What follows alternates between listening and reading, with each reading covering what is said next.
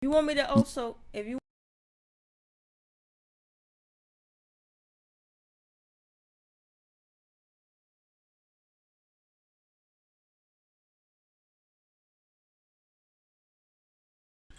Mic check, mic check, mic check, mic check, mic check to get everything in order.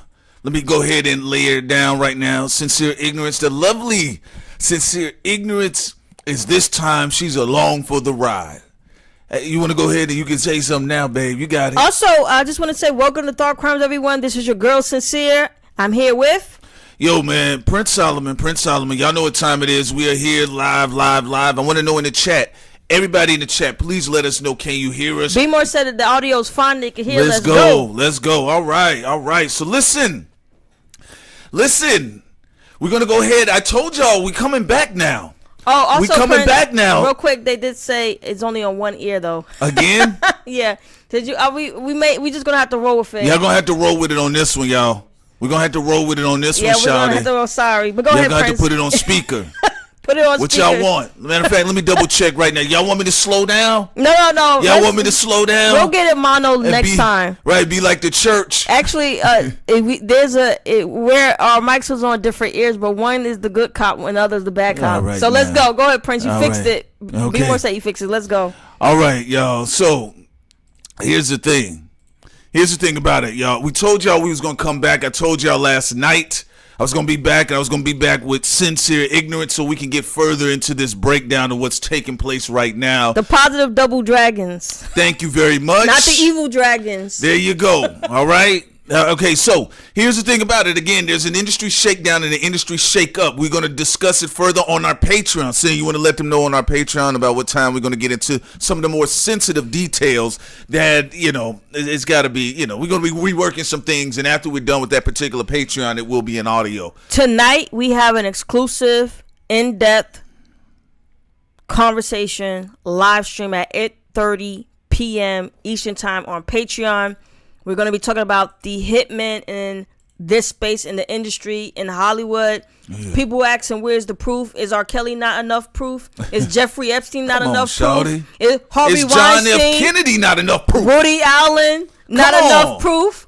Like, come on now. What are we talking about? Now, I agree that, of course, based off structure, of course, you have to have real solid evidence to put people in prison. But Prince and I are not trying to put somebody in prison. We're going to allow the victims to do that work and show their gospel on that. We're here to expose information that the public need to hear about how these Democrat-ran czars, and also a bit conservative too, because they try to call Kodak Black a leader in the black community. That was very fucking foul. Very foul. But they've been leaning heavy on the Democratic side, trying to call these Draculas our leader in our community while they're draining our babies, draining our black men and women. So here's the thing. I don't want to hear anything about, and this is, Sin is saying what she's saying. Y'all know how Sincere Ignorance get down. You guys know how I get down the other side, especially with the fake czar Negro community. I don't want to hear anything about proof. Ladies and gentlemen, we witnessed King Von. I don't want to hear anything about proof, ladies and gentlemen. How many bars a day do you consume with people saying my shooters got shooters? I don't want to hear anything about proof when we just saw Dusty Foot Philosopher Keefe D and his bad swollen ankles and knees get hobbled into the courtroom. Senior citizen style. He said Diddy paid them. Right? Didn't he talk about Von Zip? Didn't he talk about $1 million check? And just to let you know, Prince, in a span of a couple of days, we had 3 car accidents. Now, they could be a bad transit. Yeah. But we had Michael B. Jordan, car accident. Michael B. don't want to talk about Jonathan Majors. Wait. You may change your mind on that after this. Sauce Walker, car accident. And then now, 2 Chainz. 2 Chainz? Yes. Not the great 2 Chainz. He was in a car accident too. Man. Why in a span of a couple of days we got 3 black men who are known in the industry in car accidents? I don't know. We're going to do some research on that one. Now that one Johnny Depp didn't even miss the bus. Right. Now that one we don't have no actual proof or receipts on or She's anything just like putting that out there. It's probably bad transit. I'm just putting it out there, or it could be something more nefarious. Rest in peace to Shawty Low. Yeah, you know. All right now. Some people said that his brakes were cut, but that's more that's for Patreon. But we have to talk about it on the Patreon. I'm just saying all of the strippers made it out. That's all I got to say about that particular incident. Again, Shawty Low. Listen, here's the thing about it, though. Now we're going to go ahead and get into the other side of the game. I want to go back to the sensitivity factor of this so-called black czar, these appointed black czar ran community within the media. I said what I said last night. I'm comfortable with everything what I said, along with sincere ignorance. Listen, people are tired of this. They're tired of it. Like, these particular leftover runts from the 90s, with the minus exception of Tupac and Biggie Smalls and all these other folks that, you know, they're now murals, and they tried to turn Kid Cudi into a mural, again, on our Patreon stream. Now they're hanging around looking to bully the next generations. Now, some of you out there might have gotten a little sensitive about what I said last night.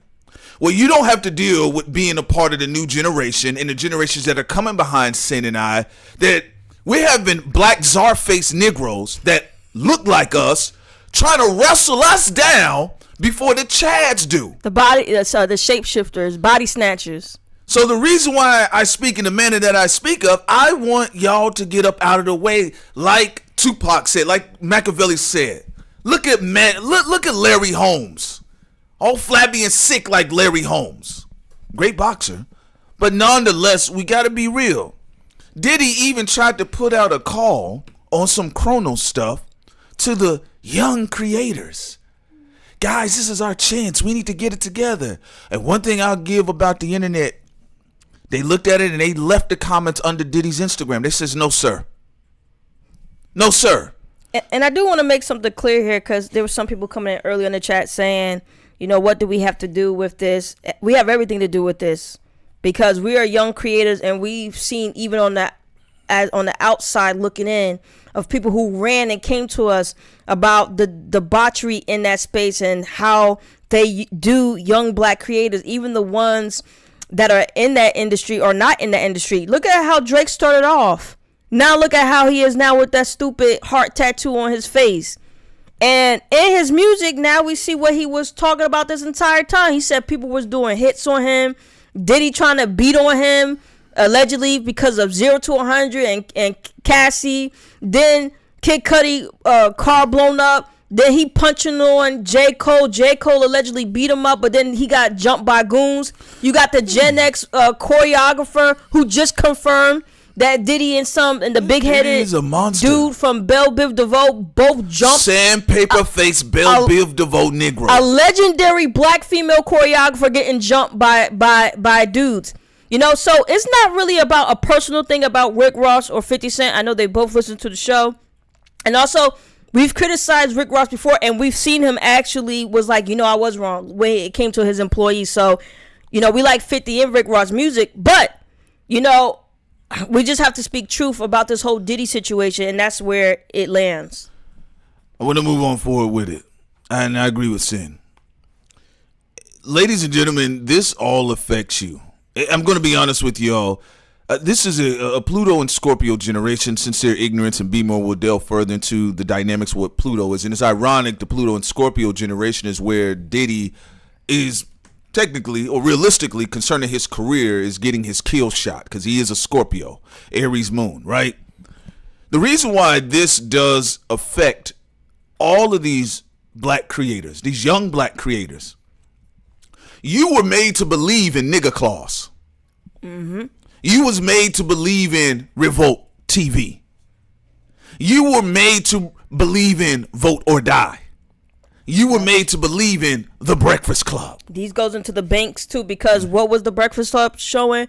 Scammers that were talking about banks and stuff that black Americans was listening to. Right. And people forget that entertainment goes into politics and politics goes into entertainment. Let's not act slow here, everyone.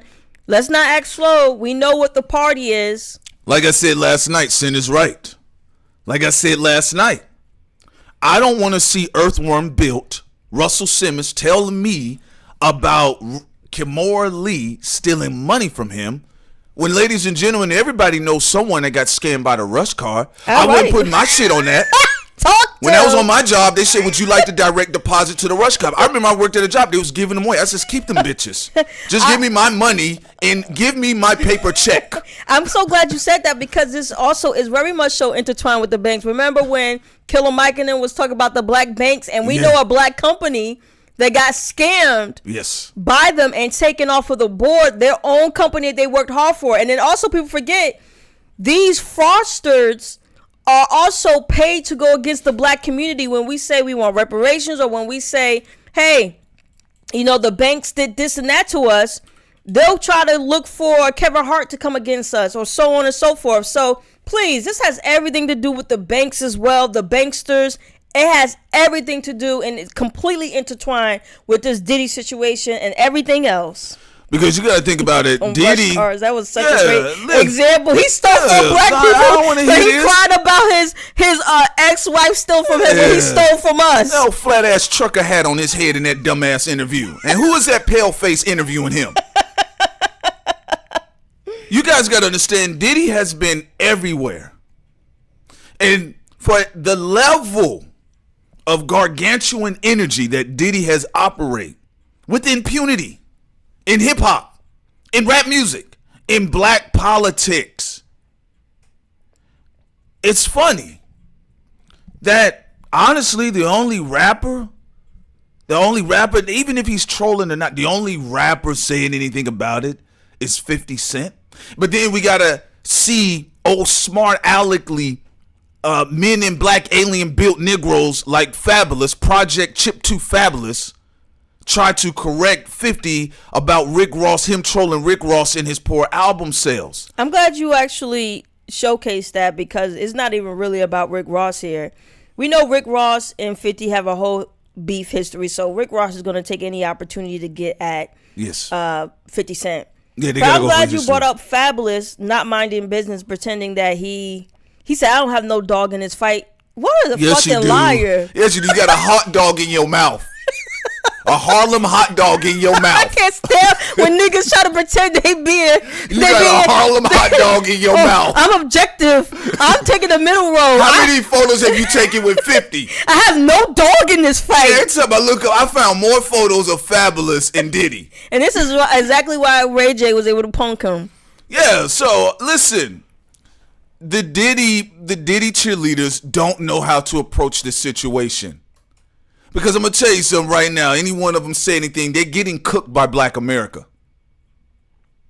Because you all chose to serve those black czars. I don't have anything to do with any of this stuff. So yeah, there's a bit of a privilege there for me. There's a bit of a privilege there for sin. You're not my associations, but then again, I'm kind of ignorant. Even if you was my association, it'd still be a problem. Can I say something here too?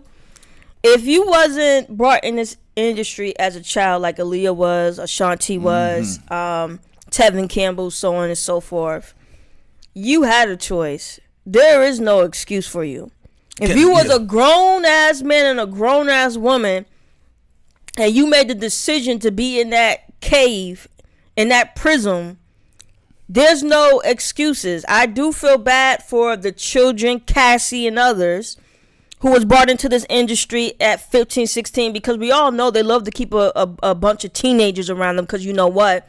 Sign them to slave deals and so on and so forth. Even, people forget Lil Nas X, since we just, it's beyond just black people, because I know a lot of black people like to talk about black people because they're interested, of course, in your own community, but Lil Nas X was actually signed by some white boy at the age of 15 and 16.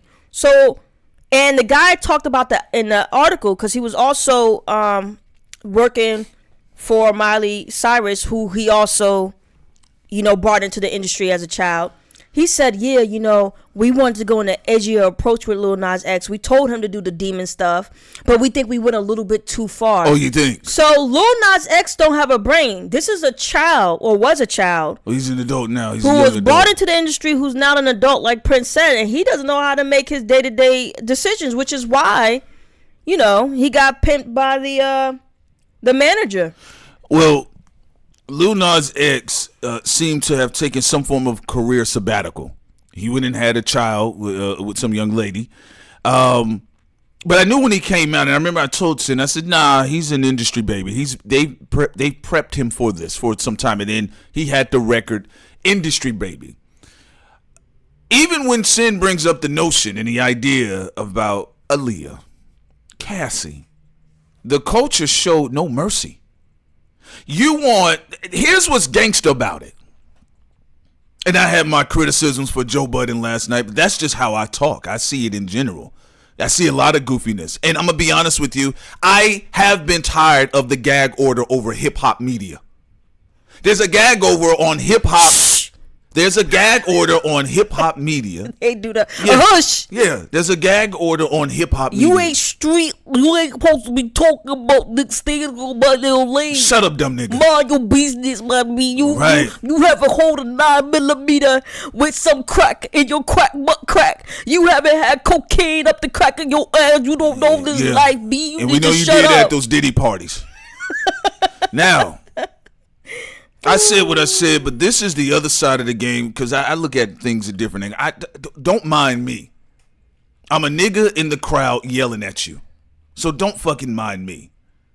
The other side of the game concerning the Joe Budden podcast that I think is remedial and goofy, and all of you niggas making audios about this. Here's the thing about it, because some of you all are still praying for Diddy right now. And I told you all, this is a 2026 run for them. There's a lot of your favorites that ain't gonna make it. Get ready to cry. Get ready to weep. A lot of you all are gonna go have to get saved because it's gonna mess some of you all up so much. Some of your favorite legendary MC niggas are gonna get wrapped up in this. Wrapped up in the bag.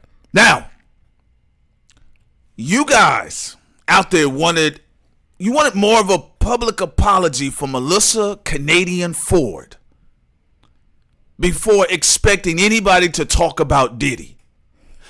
Listen, what Melissa Ford was goofy and some airhead shit, but guess what? She apologized. She's been talking this way for a long time. For me, it was nothing new. I listened to her on the Zoe Williams podcast. I listened to her on the other podcasts, the Hollywood other stuff. She always said this stuff. It's just that she is now fixated in a position that some of you niggas may have to pay attention to her because she's sitting next to Joe Budden. However, though, the media, I saw the hustle. I saw the gameplay.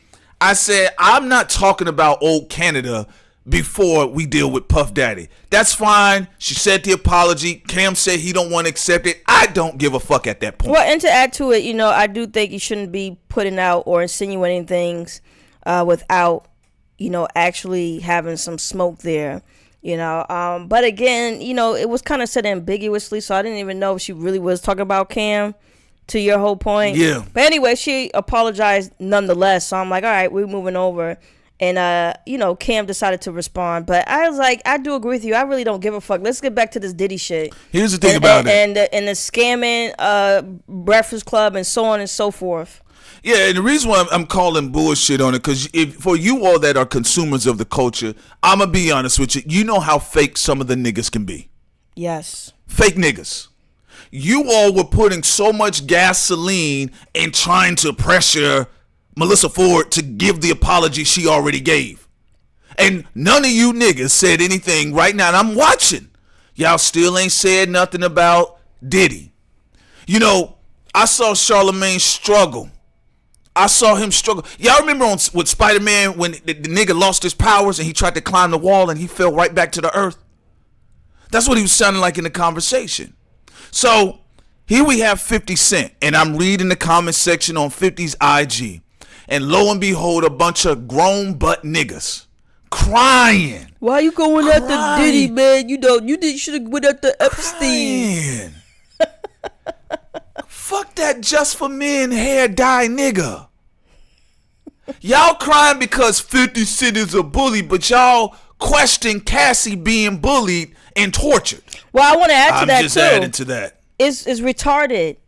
Even when you try to juxtapose it to white men, do you see 50 Cent hanging out with Woody Allen? Now, if he was on some Oprah shit, then you can get him on that, because Oprah hangs out allegedly with the predators in the white space too, so you could cook her on that. 50 Cent obviously have overwhelmingly seen the predators in the black space because he don't be around those type of Hollywood guys like that, the white ones like that. But he was around the black ones. Do y'all see so that? even trying to pull the race card of 50, why you not going after the white man? Stop being wusses. Have you seen him around the white predators, or have you seen him before engaging with Diddy and some of these other guys? All I see in 50's posts, it just got moist overnight.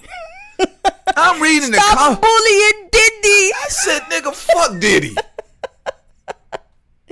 Fuck that Harlem nigga.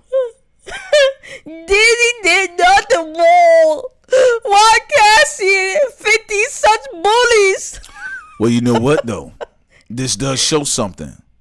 Because I keep saying, y'all pay attention, go back and run that video one more time with Jadakiss, Fabulous, and the Rastaman. When Diddy walked into the room, he had so much power over everyone. He made Noriega put his lips on the birthday cake. He said, blow it. At first, Nori said his initial instinctual reaction was, oh, no, I'm good. He said, blow it out. He said, I says, Now, remember now, from when you read the report concerning Cassie, Diddy is said to be into BBC action from men, particularly black men. How do you not know that's what he made of thought? Like he felt like when he ran up on 50, when 50 got all polished up and lost weight, he probably thinking in his head, oh yes, this is BBC energy right here. It's messed up you have to say that for even some people say that. Look, it's the truth. Diddy is a punk ass monster. Like what? There's nothing to say. And anyone who's a coward, go ahead and be cowards. But he's allegedly a bisexual, an angry bisexual. Angry allegedly bisexual. Yes. Who running through people without their permission, allegedly. Ye talked about it. 50's talked about it. But look what happens though. Keefe D has talked about it. The choreographer, the Kid Cudi confirmed his car got blown up by Diddy. I'm not playing these games because of insecure people. But I'm gonna have fun though. Absolutely. I'm not getting angry with y'all because I told y'all this culture is goofy. I think people trying to pressure victims to like think about how some of the men came out and some of the women too, because y'all love Diddy. They love Diddy. They love all of it. It wasn't Diddy singing Mary J. Blige's lyrics. It was Mary J. Blige. You saw him dancing next to her. I think people got this all twisted up. Mary J was the singer. Biggie was the rapper. Mace was the rapper. 112 were the singers. Diddy happened to be in the video. If you take any other artist or if you take any other producer, legendary producer before Diddy, and put them in the same positions where he was with them, who's to say that their careers could not have been even bigger? People are hung up on the nostalgia of seeing Diddy all of their life. But some of you all's parents are toxic. Just because you seen their ass all of their life don't mean they're any good for you. So you had all these people come out about Cassie. I seen it, all this stupid energy. What Cassie did, why she taking so long. But then I go to the comment section of 50 Cent IG. I'm seeing grown men. Now y'all want to bring in black men. Oh, you shouldn't be down on another black man, but Diddy can blow up another black man's car, allegedly. He can hang another black man out the window upside down, allegedly. Preach. So that right there is excusable. But 50 on IG, 50 on the internet, he's on social media. You all are hurt by the words that he says. Y'all are hurt by the posts that he does, but you don't care about the actions. That's because some of them will let their bare side get broken into as well. Say it again, Sid. Some of them will let their bare side get broken into as well. That's the real truth about it. I told Sid. We not playing. Sid knew I told Sid a long time ago. Yo, man, it's alleged that he might be involved in Tupac's murder. Mm-hmm. Dog, I'm done with that. Mm-hmm. That's 27 years before Cassie. Look, and to me, it's like I love Rick Ross going after the Breakfast Club. I think it's funny. DJ MV. I love 50 going after Diddy because both of these entities are foul. The Breakfast Club has had the Forbes list of black scammers literally on their platform. There you go. Lie. So what you do? This is a fund. You put $1 in there and you get 100 million. Yeah. Yeah, what did he say? What the fuck is these people saying? Yo. It's called the Black Man Rise Fund. Yeah. And the Black Man Rise Fund, what happened is, all you gotta do is send $200. You'll get 200,000 back. More. You get 200 million back. And then they got that little short crook, that little short real estate crook that looked like Violator from Spawn without the makeup. Absolutely. And look, in order for your community to prosper, you have to get rid of the czars who hate you. Anyone who wants to sit up under the musty nutsack of allegedly of a degenerate like Diddy, and it's not because I'm not saying he's a degenerate because he's in the closet or he's closeted or he's allegedly bisexual, clearly going through some emotional issues, right? According to Ye and Cassie's husband, but it's because he violates people's boundaries. I mean, first of all, to go back to your point, Prince. Yes. Some people who are defended, I understand because they're not outright sloppy with it. Right. If certain guys in Hollywood caught a case, I would understand when people protect them. Yeah. Did we not see Diddy being very saucy around Fabulous and them? Daddy, y'all. First of all, to all the people who defending Diddy, would you allow him to call you daddy? Is that? Wait a minute. Didn't Charlamagne go after Monique for calling her husband daddy? But Diddy could call other men like Meek Mill, Fabulous, and Noriega daddy. Daddy, it's my birthday, daddy. Told you that's why they're confused. And you know what? The reason why I'm going to tell you this on that, I told y'all in 2003 to 2005, 50 Cent was my favorite rapper.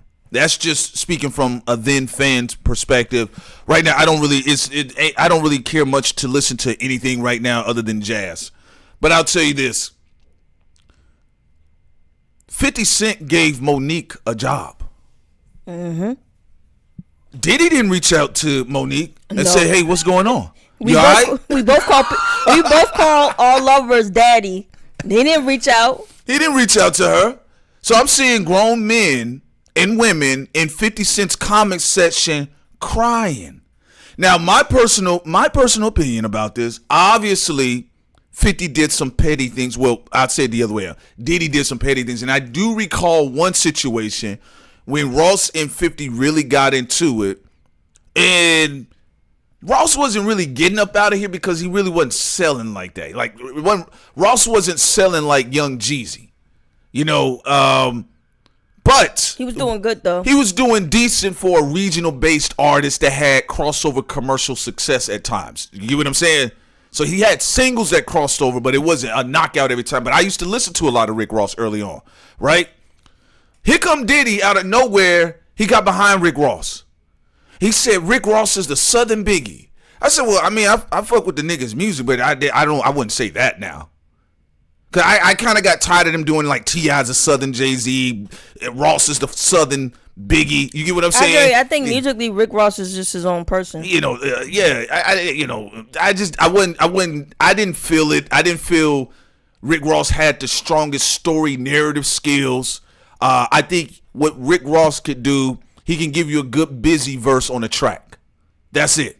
You get what I'm saying?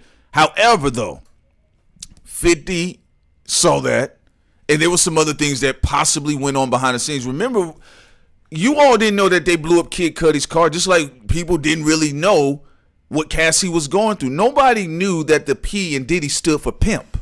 Right, and also just add to this, because Tone brought up something great. When Curtis skeletons come out the closet, I don't think people are going to care. If you really pay attention, outside of the T-girls, because the T-girls make every little thing a big deal. Yeah. Most people only care about, are you messing with kids? Yeah. Are you sexually assaulting people? And then have you stolen billions of dollars from someone? Like, that's usually like the DJ envy thing. If you really think about it, if 50 Cent or any of these other people's stuff is something else, it's not going to really matter. But again, if it's with the children thing or trafficking, or if you're in the closet, or, you know, you pimping out and all this other stuff, those are the things that really breaks everything down for you. Think about it even in white space.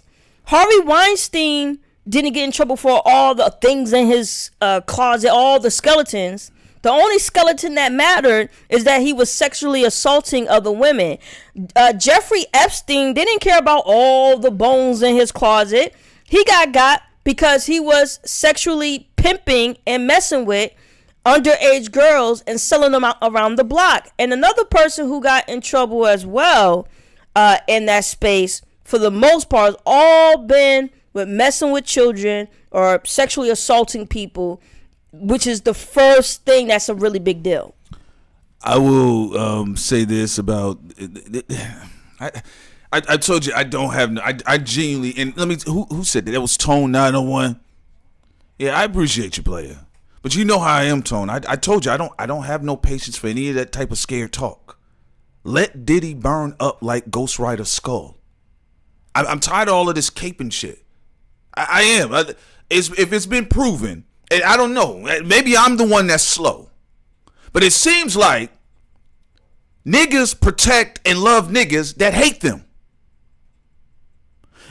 Tory Lanez is a sawed-off smidget. He's put his hands on more black men. Accountants. There's different accounts. And you don't have to be pro Meg just to know that. I don't even care about all of that shit. Yeah, you don't have to be pro her just to what I am saying is that all of the niggas that make niggas drink piss, that even grape niggas, if you know what I mean, set them up to get killed. It seems that there is a culture or a energy in this culture to run over and protect the black czar like Stefan from Django. Please don't die, massa. Diddy has been around here whipping on niggas for 30 years. Actually, he destroyed the millennial class, so I don't fuck with Diddy. So I don't like people who mess up artistic runs. So let's just say it. Go ahead. I'm just going to finish this off so they can get this point. Whatever skeleton's going to come out with 50, it comes out. If there's nothing there but dumbbells in the bitch, then that's just what it is. But guess what? It don't matter how you fry it. It don't matter how you fray it. It don't matter how you say it or flip it. Diddy's still getting cooked right now. And he also messed up an entire generation of Gen Xers, his own peers. Yeah. Then he went and destroyed millennials too. You know, he caused a lot of beefs in the millennial lane. You know, and throwing allegedly Wale over the balcony. That shit's still crazy. Wale, oh my goodness! You can see his locks hanging over. He just made Wale look like a hoe. But like that's the fact that Wale right now is still trying to indirectly cape for Diddy. Then he messed up Drake. Drake was like, "Oh, will they or will not they? Thou women, will they love?" Like all that. And then after the whole situation with Diddy and the T.I. thing and dudes throwing piss on him, then he went and tried to be more in the underworld with his little mafia clique. Then J. Cole, you know, felt dejected when look at that what he did when Diddy went after him, and then he thought Jay-Z was going to be about that life with the NFL, and then he I want y'all to think about what she's saying here. And there's more stories to talk about. Listen to what we're saying here. Fuck this skeleton closet shit. Let's stop the whole tit for tat. You hit me, I hit you back. No, if you out here graping women and beating them and pimping them out. And then not only that, you're trafficking them. I'll say that again. You're trafficking them. Then it is alleged that you put a mother into the grave right now. Allegedly, yeah. Dog, don't tell me nothing about 50 Cent in his IG posts. Right. That tells you how screwed up the remedial mindedness of the culture is. I told you all it's a socially engineered toxic religion. And Diddy's evil is not contained to just him. Like some of y'all, even though it would still be wrong, like, someone smacked their girl, whatever. No, Diddy, and which would still be wrong, or they beat up or verbally abuse their man. Diddy's evil is in the entire community. He don't leave people alone. I'm gonna say this. Sandy Kelly, you're the only one asking the right question. Look at her question. He works for Clive Davis, and another group of mafiosos. Sandy, yes, you're right, but you're right, Sin. But Sandy's asking the right questions. I'll give you all an example. There's there's a mobster online. You guys might have seen some of his stuff, his work, but I'll tell you the story he said. There was a guy, a mafia don. Well, not really a don level, but he was somewhere in between that. But he was definitely a made man. He had on his kill list, they said, allegedly, possibly 60 bodies. Somebody made him mad in the club. He says, what did you say? Guy said, this is what I said. Boom, shot him in the face in front of everybody. Walked right out of the club with the pistol smoking. Went right home, took a shower. Smashed his little mistress and went to bed. Woke up the next day, had egos. Somebody got in his way again, he did it again. Well, guess what? Once it was time to reel him in, they found out that he worked for a segment of the federal authorities. So, to the remedial-minded, unintelligent class that are crying up under 50 Cent's posts, you have to ask yourself, if this is true with a lot of the things that you are hearing from credible resources concerning Sean Combs, then, like Sandy Kelly is asking in the chat, who does he work for? Yeah, and I just have to say this because Tree said, were you there? Absolutely not. Why would I be at a booty stinking mansion with people with nut juice sweating everywhere, having allegedly teenagers all up in there? Why would I be there? See, this is the dumb question. It was a dumb question. Let me tell you why. The majority of the time, most people are not there. What the fuck type of stupid ass question is that? I wasn't there when Jeffrey Epstein was trafficking 16-year-old girls. What the? Well, I'm gonna tell you something, Sid. I'm gonna push back. I'm gonna push on this here real quick. I wouldn't be there. But Sid, I'm gonna tell you this. This is the danger of programming. Were you there? Yeah, that's the programming. See, Cassie just served y'all up a beautiful souffle. And like I said, she filed it a day. It was filed a day before the death anniversary of Kim Porter. Mm-hmm. Since this is such a subliminal generation, we're the subliminals. We catch every sub. Y'all didn't catch that one, the death anniversary sub. There's so many slow-minded people that uphold these remedial soft punks in the culture. You didn't even catch that, did you? When did Kim Porter die? November 16th. Cassie's situation got filed on the 15th of November. Spooky hours. What did he say? Scary hours, man. Yeah. So the reason why I'm saying this, think about what's happening here. Diddy right now is in trouble. Big trouble. Big trouble. This is big bank take little bank. This is big trouble. And according to Diddy's masters, they got the bigger bank. There you go. Say that again. The masters have the bigger bank. Big bank take little bank, and Diddy is the little bank. So this is why Cricket Face Fabulous is out here being sassy. I don't have a dog in this fight, but the same one that came out and told us we was broke project niggas because we didn't understand Drake's boring album. Well, and to your point, we talk about big bank take little bank.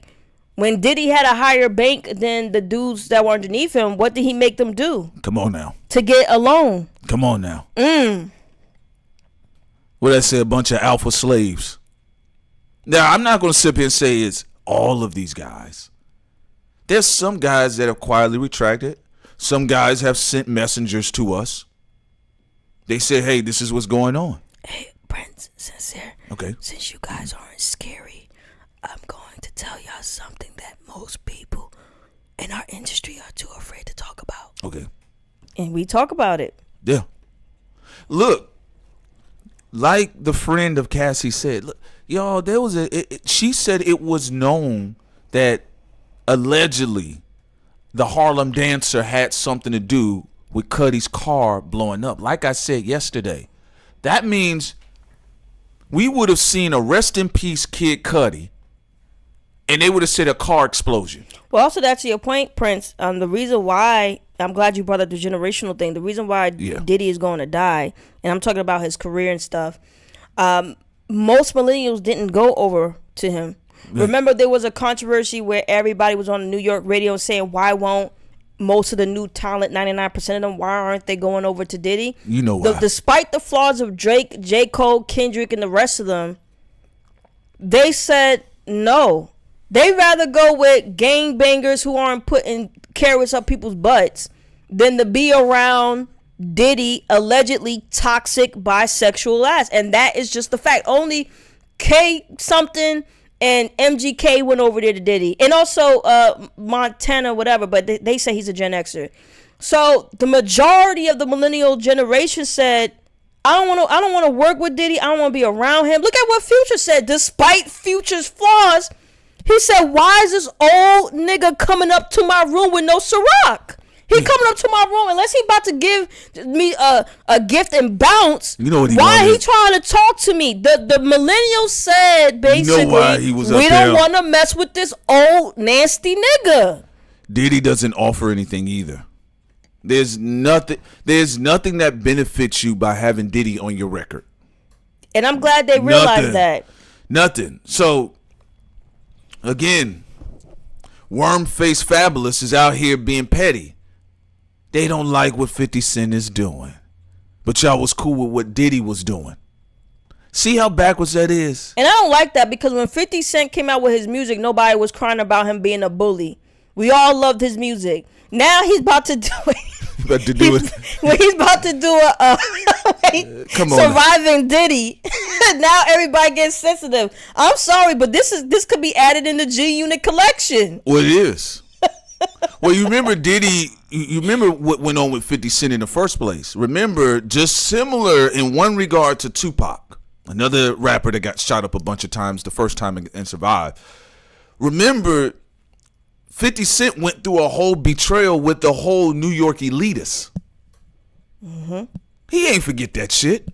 50 been hating on these cronies in New York. Why are we acting surprised? Like, for people who are true hip-hop fans and historians, why are y'all surprised or even feel a certain type of way for the people who do when you know this is 50's history? He's always went after the cronies in New York. He's gone after Irv Gotti. He's gone after Diddy. He's even gone after Jay-Z from time to time. Now, he actually felt kind of cool with Jay-Z for a while until that Super Bowl fiasco happened. So now he back on Jay-Z's neck.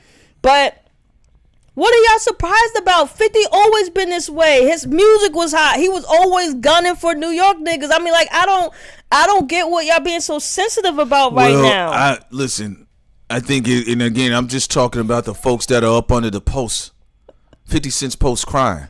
Y'all doing what? Who are y'all? Talking about black man, this, that, and third. Dog, Diddy is the monster. He is the villain of hip hop. He is the villain. You gotta think about like what a toxic Scorpio can be. They don't fucking grow. They won't change. They like to stay in the past, holding on, stingy, selfish, possessive. Ain't that what he been? Look what he tried to do with the new niggas. I want all of the niggas that are crying up under 50 Cent's post right now. I want you to think about this. He put his hands on Drake. Put his hands on J. Cole. J. Cole interceded because allegedly he was pouring drinks on Kendrick's little head. Mm-hmm. He hung Wale out the window. Blew up Kid Cudi's car. Ladies and gentlemen, those 5 men are the premier artists that triggers the new generation.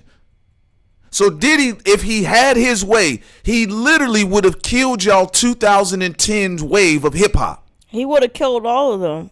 His crazy think about ass, that. Allegedly. And think also, about that for a second. What do you think about this? Because I think Tyson Garcia was pretty funny. Diddy Diddle's documentary called Street Meat Scandals. That is true. Yeah. Street Meat Scandals. Oh, man. So, yeah, no, that's...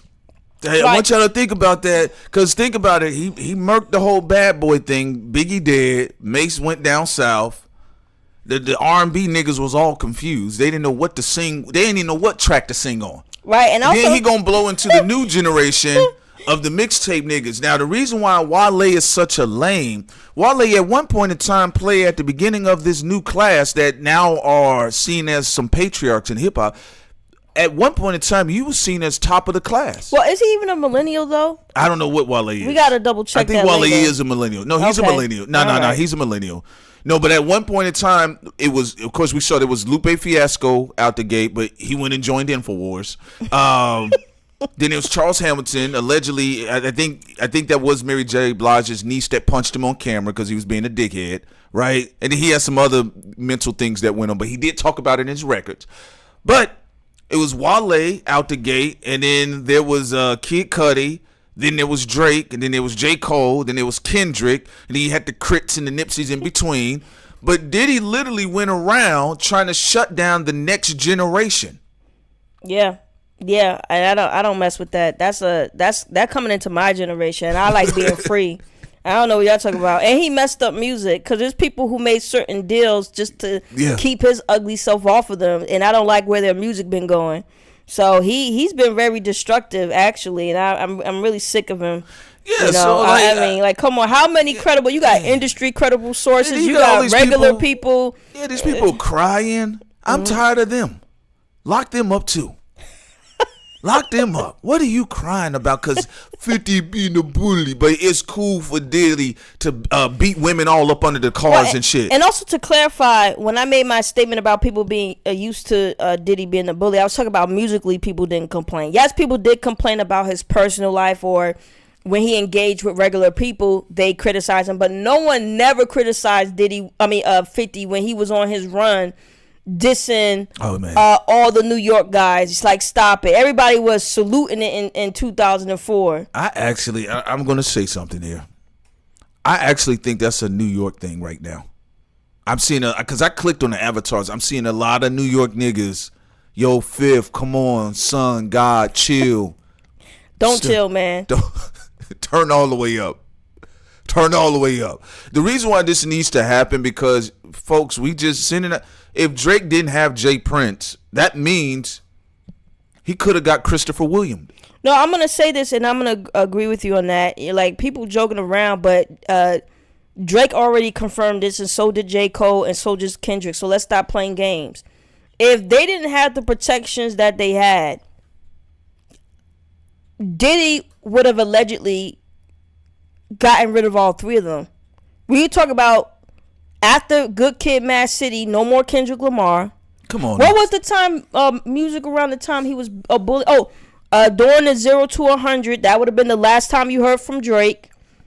God knows how many people from the millennial class did he destroy that didn't have the protections that these other guys had. Let's really talk about that. J. Cole really would have been playing in the G League. Mm-hmm.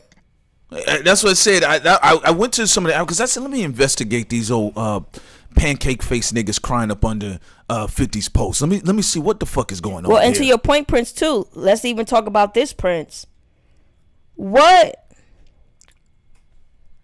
we look at Diddy and we look at what took place. Right. Doesn't this prove that men and women can't make music freely without joining a mafia or a gang or something? I hate it. Because I hate it. Of men like Diddy? Yeah, I hate it. And J. Cole ain't joined the mafia per se, but he's up under Jay-Z. Yeah. So he can't really touch him like that because Jay gonna make a phone call. Mm-hmm. You heard Meek Mill say, "Oh, come on, y'all chill on the rim. I owe Jay-Z a lot of money." I says, "What?" I'm not saying you don't have business with Jay-Z, but listen, let's be real. These guys have participated in suffocating a whole art form, a genre, because they were appointed czars of the Negro artists. Gone are the days of the free thinking and the free willingness to showcase your artwork like Langston Hughes. You know, you was lucky today in this area if all you got was for somebody like Nas to touch you on the shoulder and say, "Yo, I think what you're doing is good," and he keeps walking. That's all I want, right? Mm-hmm. If I'm a rapper, that's all I want. Look, I ain't gonna beg you for no feature. I don't give a fuck. You gave me something else that's more encouraging. Here come Diddy. Yo, daddy, I like the way you did that, daddy. He called Meek Mill daddy. Oh, you did. That was so gross. Meek Mill was in the pool getting called dad. You've been doing great, dad. I can't fuck with Meek Mill. I cannot fuck with Meek Mill. The bunny hop, which we were the first ones to call out here on Thought Crimes. The bunny hopping, the old white dude that almost grinded on his penis. He did grind on him.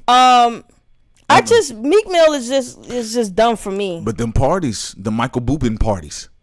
The Michael Boobin. That's why Diddy should have known he was up out of here. Michael Boobin took your whole white party thing. Yeah, I was like, when I saw Michael Boobin with the party, I was like, oh shit, they getting rid of Diddy. Because now he got an all white party. Yeah, I'm talking about the Michael Boopies. Who's Michael Rubin? Michael Boopies. Yeah, people in Philly, you know I love Philly, but y'all gotta hang it up with Meek Mill. I know y'all get mad sometimes when Thought Crimes talk about him, but you know, we got to tell the truth, man. Y'all need a new champion. You got a lot of great artists in Philly. Y'all don't need Meek Mill. Here's the thing about it. And Sin, I love what you said about truth. But can I just say something to that, babe? Mm-hmm. Hey, dog, y'all it's common sense. Where's the common sense? Common sense is this. A sandpaper-faced nigga from Belle Biv DeVoe allegedly assisted in holding down a legendary choreographer so she can get her ass beat. Yeah, I'm actually the dude from Belle Biv DeVoe, man. He really disappointed me because you know I'm really into R&B and stuff. And they said that they were laughing about it. I can't believe that he's a roach too. Like, well, they said, but see, this is what I said. But this is what I was saying. I said for here until 2026. If y'all mad at 50, get ready. Some of you all that are crying up under 50 Cent's posts, you all ain't seen nothing for 2024. And we told y'all numerologically what 24 means in its association with black folks in 42 as well. But that's another story. And you do have practitioners of the craft that are lording over these campaigns when they're tired of these Negroes. Which we're going to go in detail at 8:30 p.m. on Patreon exclusively. And I also want to add to that, Prince. Yes. One of the reasons why they're afraid of Thought Crimes talking about this, because when the audience look at our receipts, they can't say we're anti-black men or we just doing, black men, because they're going to look at Thought Crimes and see we went against Woody Allen. We talked about Harvey Weinstein. We talked about Bryan Singer. We talked about the allegations. We talked about Willie Allen when Chris Rock was still trying to find a way to speak about his craft. But go ahead. Right. Man. We talked about Bryan Singer. We talked about Milo Galapagos Allen. We talked about Jeffrey Epstein. We were the first platform that was black and do hip hop and all that. We were the first ones to talk about Jeffrey Epstein when a lot of black people was like, who the fuck is that? We were one of the first platforms to actually go after these white men, because all the other some of the other platforms only go after and talk about black male predators. Not us on Thought Crimes. We go after everybody because we don't want people to get a false idea like this is a black man thing. No. For every R. Kelly, you gonna get Harvey Weinstein. For every Diddy, you gonna get a Jeffrey Epstein. And we talk about the black ones too, because I don't want them in our community and I don't want to see their faces. I don't want to be climbing up economically and then I'm forced to see some ugly mug like Diddy. I don't want to see that shit. I want black people to be free to make money without running into these monsters. And they seen it. We talked about Bill Clinton. We talked about every white guy who has had these allegations, and even the white woman. What's the one who said she was playing with her cousin's private part? Yeah. The comedian girl who got mad at some football player. I can't remember her name right now. I remember we talked about that. And look, I'm just, listen, she's right. But I'm going to tell you this, you all. Listen, y'all better get ready to cry some more tears. Y'all better go get on the Trail of Tears and start walking. Trust me, Diddy, he's the second chapter. Y'all know who the first chapter was. Robert Kelly. When Sin and I told you all, hey, guys, this is what's going down. R. Kelly's going to be in prison. Look, I don't care. Y'all know damn well this is the last thing a nigga could care about being laughed at. I'm black. Who gives a fuck about that? You're going to hear laughs everywhere, even when you're not trying to be funny. They laughed at Malcolm X. They laughed at Martin Luther King. Dog, they laughed at Jesus. Look at you dying on the cross, Jesus. Poke that nigga. That's what they did. So I could care less about all of that shit. What I want to see is when everything lines up, shouty, and you see 1 + 1, that shit still equal 2. When they had R. Kelly up there fighting for his life in front of Gail, and y'all came back to us, they said, damn, dog. I told y'all, I said, when Snoop Dogg called Gail out of her name, called dog-headed bitch and all this other shit, fine, whatever, said he'll be apologizing by Wednesday. Y'all fell for the... I could care. Listen, y'all falling for the illusion. My only thing is go ahead, Prince. Yeah, my only thing is this. She's right. It is an illusion, but our job, to be honest with you, is break the spin cycle.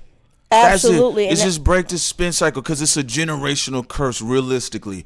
If you a devout Christian, like I said, I don't attend D1's church. I'm not necessarily subscribed to the same religious mindset as D1, but as far as the principle of what he stands on, I recognize it. The same thing with other people. I don't care if you're a Muslim. I recognize the principle. I mess with it. I agree. Let's move forward with progressive human behavior. Our job here, when we do what we do, as long as you walk away from listening to us, you feel better, you feel confident, you feel inspired, and also it makes these giants, we make these giants appear how small they truly are. Yeah, and we got to break the matrix, man. You got to break the Rahu illusion, and let me tell you why. When I was a kid and when I saw Diddy, I believed in the illusion.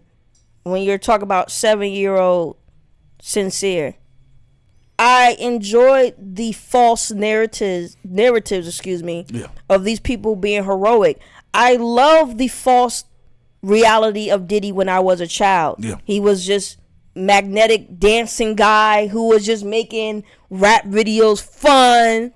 He was doing the whole cinematic things, and him and Maze. And I believed in the lie that he just felt so bad about Biggie's death, and he did the song as a tribute to Diddy. A tribute to himself, of course, but a tribute to Biggie and all this other stuff. I still laugh when he fell off the motorcycle. Right, I'm sorry. Right, with that dry dancing with J-Lo he did. But also, I believed in the lie that Tupac just got killed simply by gangbanging, and that was it. And we had a great icon just die, and then that was it. With the Kurt Cobains and stuff. I believed as a child in these fairy tales, but once you leave childhood and you go into adulthood, it's time to see. You have to be mature enough to see past the illusions. No more times for fucking fairy tales, because when you believe in fairy tales, you can end up getting deleted. You can end up dying by believing in things that do not exist. Bars. And I'll tell you this, when I was a kid, I enjoyed the notion in the flavor in your ear. Yeah, I enjoyed the illusion that those were all women in the video. That's what I thought. That's what I thought as a kid too. Then I found the backstory. I was like, oh, I didn't know that. LL, what's going on right here with this? I enjoyed it. Man, all the lies that was told while you was a kid was dope. Yeah. All them lies, you thought everything was wholesome. Nope. Yeah, when you was a kid, listen, I'm gonna tell you. Listen, that's what they tell people, if you don't meet your heroes, right? But here's the thing about it.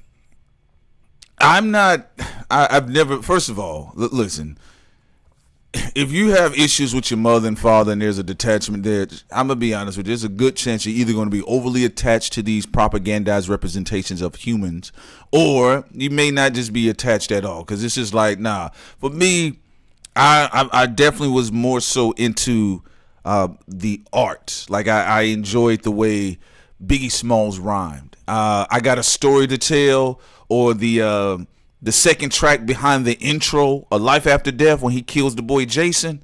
Woo! That's one of hip hop's best narration tracks. But it's a lie that we thought these guys were their own men too. Because when I was a kid, I thought Biggie was his own man.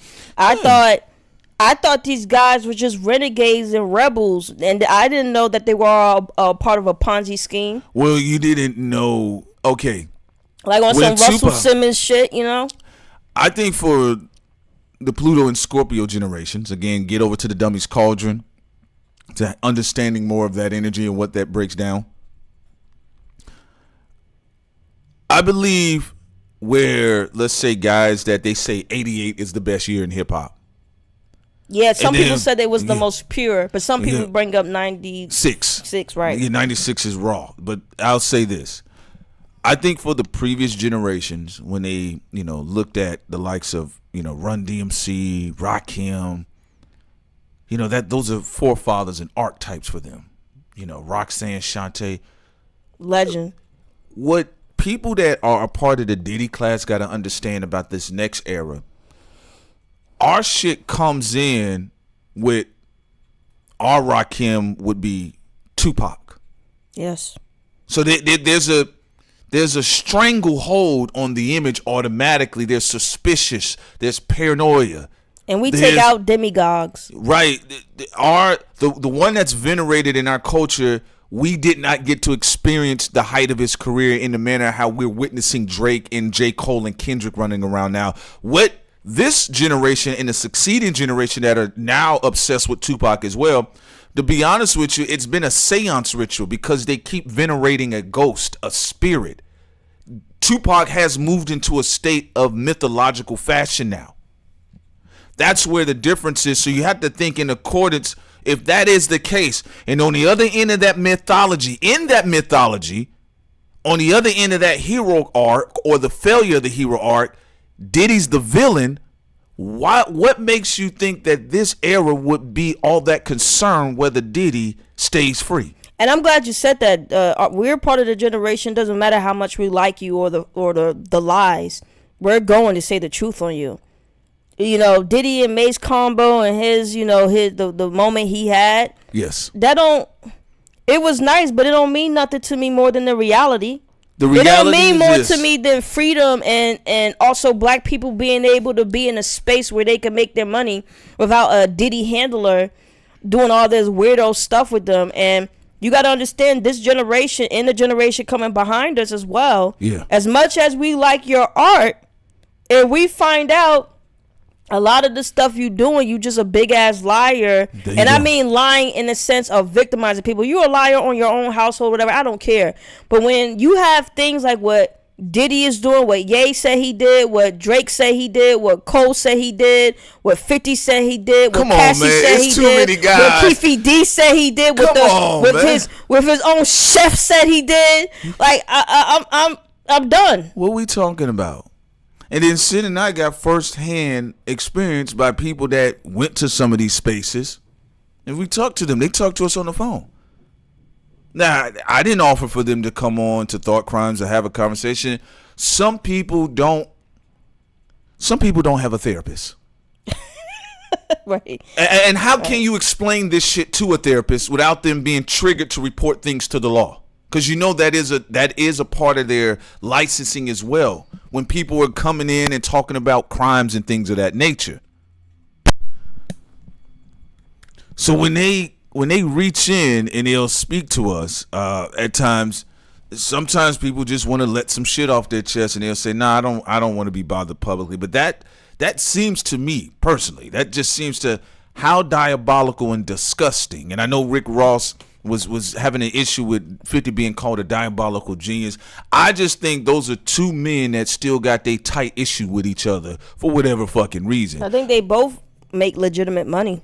But that is true. But what I will say is that I did notice in the comments section, I'm not even thinking about this from a fan perspective. I'm not even thinking about, I like 50 more than Rick or Rick more than 50 or I like Diddy or I don't care about none of that shit. What I am paying attention to is that there seems to be a constant culture that has made excuses for Robert Kelly for 2 generations. I'm glad you said that. There has been a constant, and there's a constant excusing of somebody like Diddy, even though he's probably been more blatant and he's acquired way more power than many men, no pun intended, in the industry. And I'm glad you said that too, because it's not about liking 50 or Rick Ross more. Yeah. I just like the fact that Rick Ross is getting at the Breakfast Club, and I like the fact 50 is getting at Diddy. And I've liked both of their music, so it's really not about that. And it's not about who is liked or who is that. That's what they have to understand. If it was about like, Thought Crimes would have went with like a long time ago when we had some of these industry people in our face. It's not about like, it's about truth and justice. And despite your own individual flaws, you got to stand for something eventually. And I'm not, again, living within a lie means the foundation will fall.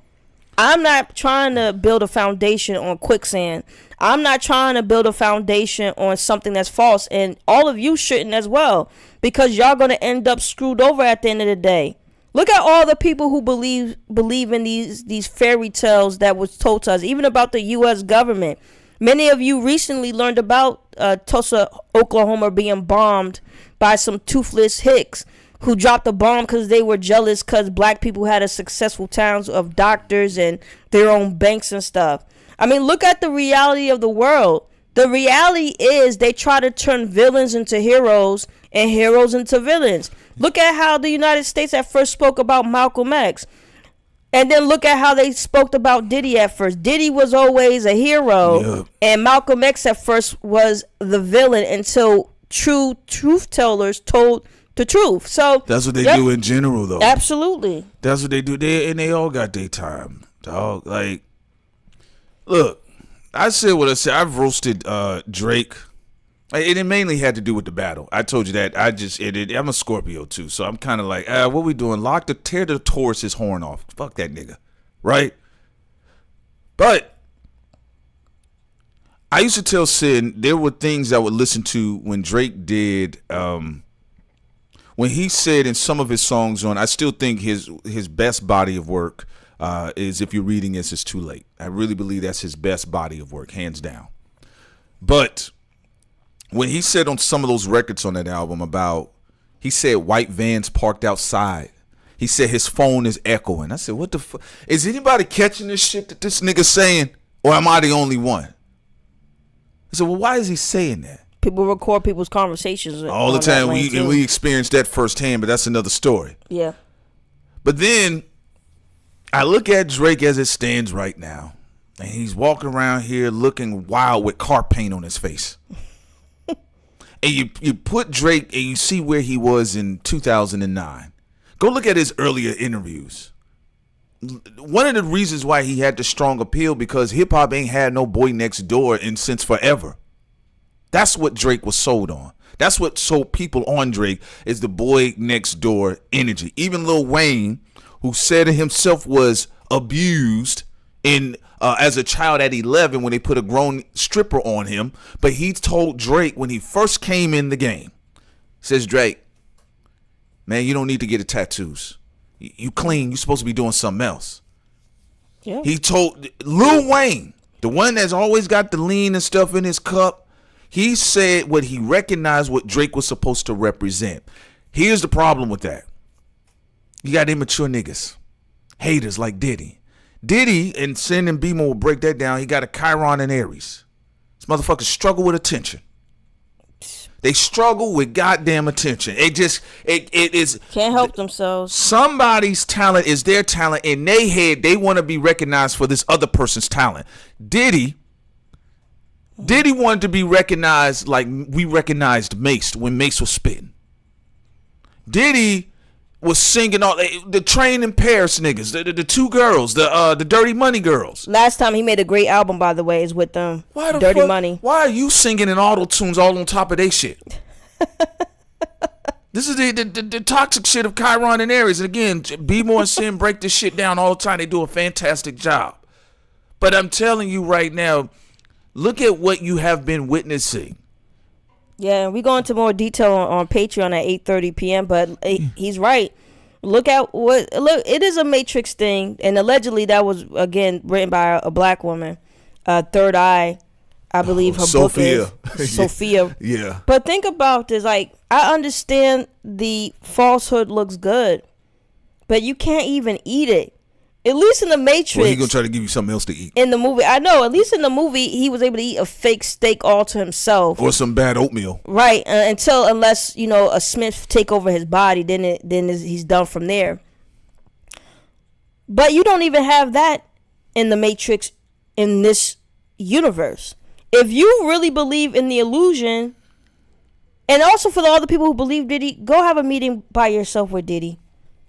Go have a meeting by yourself with Diddy. And even when he's acting fake, I bet you this guy can't keep up the mask. You go over there with Diddy and see what is real and what is fake, because so far, almost everybody in that industry has said when they met him in person, they realized what he truly was. And like Prince said, a monster. So I'm living in reality. I see who the monsters are.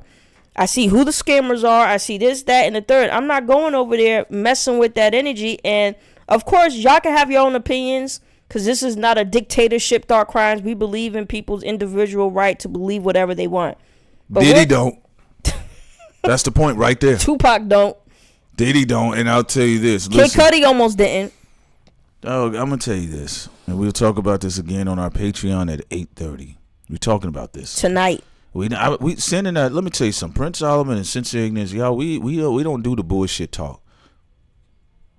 I listen, and some of you all, I get it. Some of y'all can't say anything. Y'all sitting right next to him.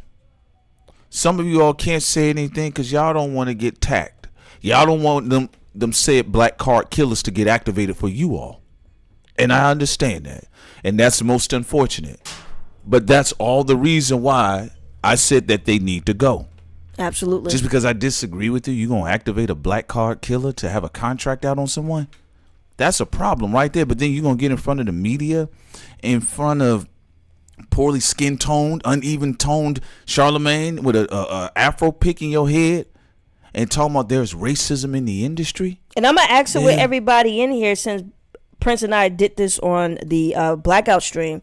But, and Prince, if you want to reiterate, you could go ahead.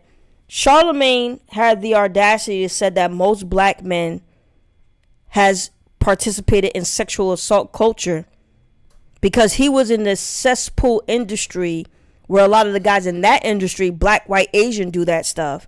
And on top of the fact, what he allegedly did with gang assaulting Jessica Reed. But then he had the audacity to try to hide behind iHeartRadio and all black men by saying all of you participated in sexual assault culture. What a disgusting thing to do, to try to put that on all black men, because you was in an industry where all these different groups of people, man and female, do all this weird activity and disgusting activity on some Epstein Maxwell stuff. Well, he didn't say that to Biden's face.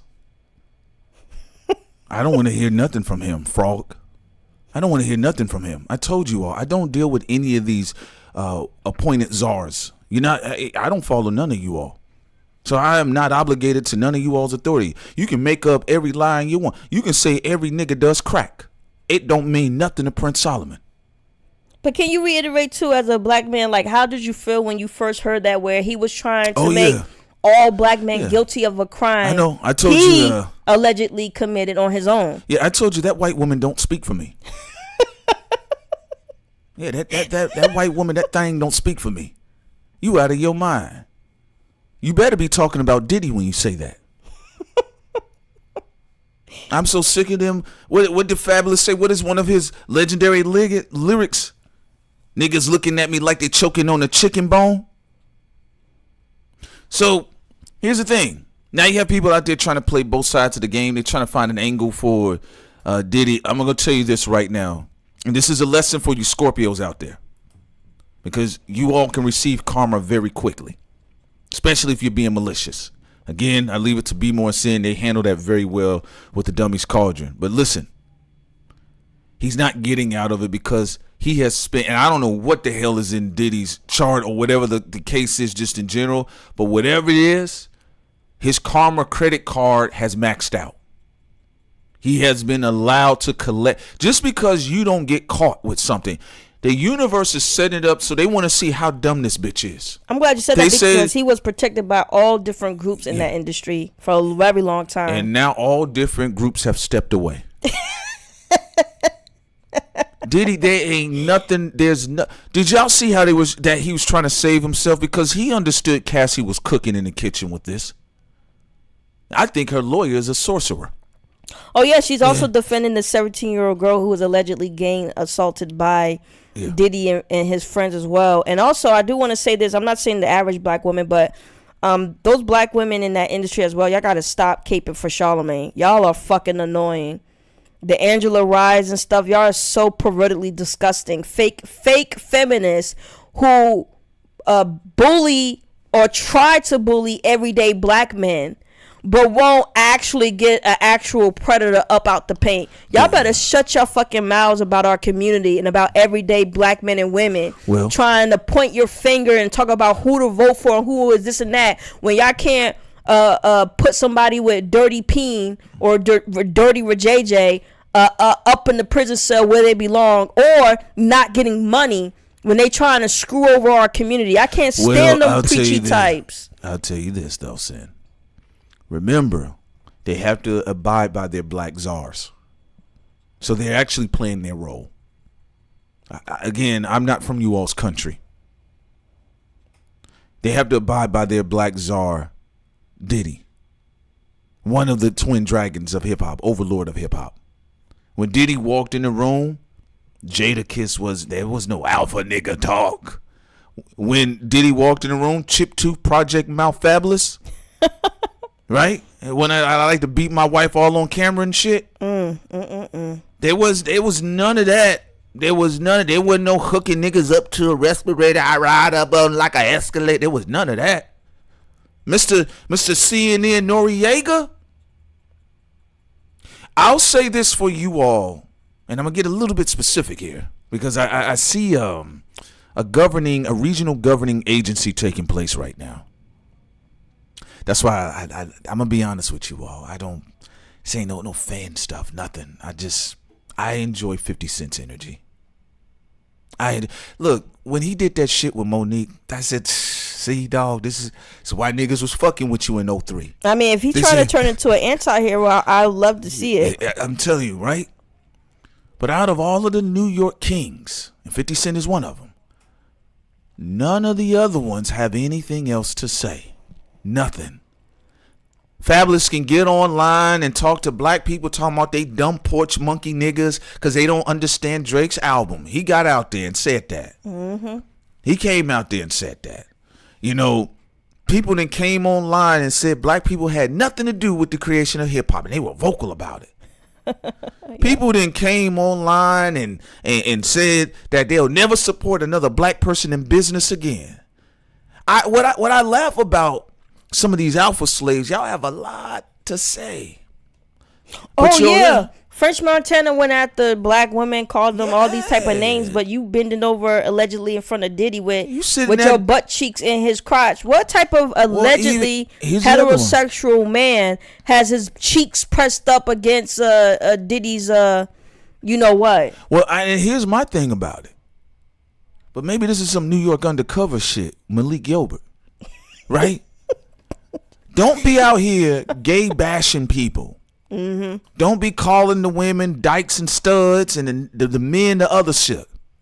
And then you back there, like Eddie Griffin said, getting bent over like a shotgun. Oh, and people pumping shells all up in you. I'm glad you said that. There's a lot of them saying things about gay people, but then what they doing is being bent over like a shotgun. Mm-hmm. Like Eddie Griffin said. What you doing? What you be doing? Then they got the video. Then they got the video up there with French Montana shirtless at the dinner table, at the breakfast table with Diddy, and he said, "Happy birthday, Daddy." Again. Woo! The reason why I don't listen, let me tell y'all something. Boy, you look good when you back that thing up. Boy, who you play with, back that ass up. I'm telling you. That's all I'm saying. Don't be out here. I don't want to hear nothing about they pushing gay agendas out here. And you all then been flipped up and split up the back. They didn't bust all up your back. Didn't allegedly someone said that Charlamagne had got a sexual text from one of his bosses at iHeartRadio? That's Choke Goes Broke. Yeah, before he turned cold.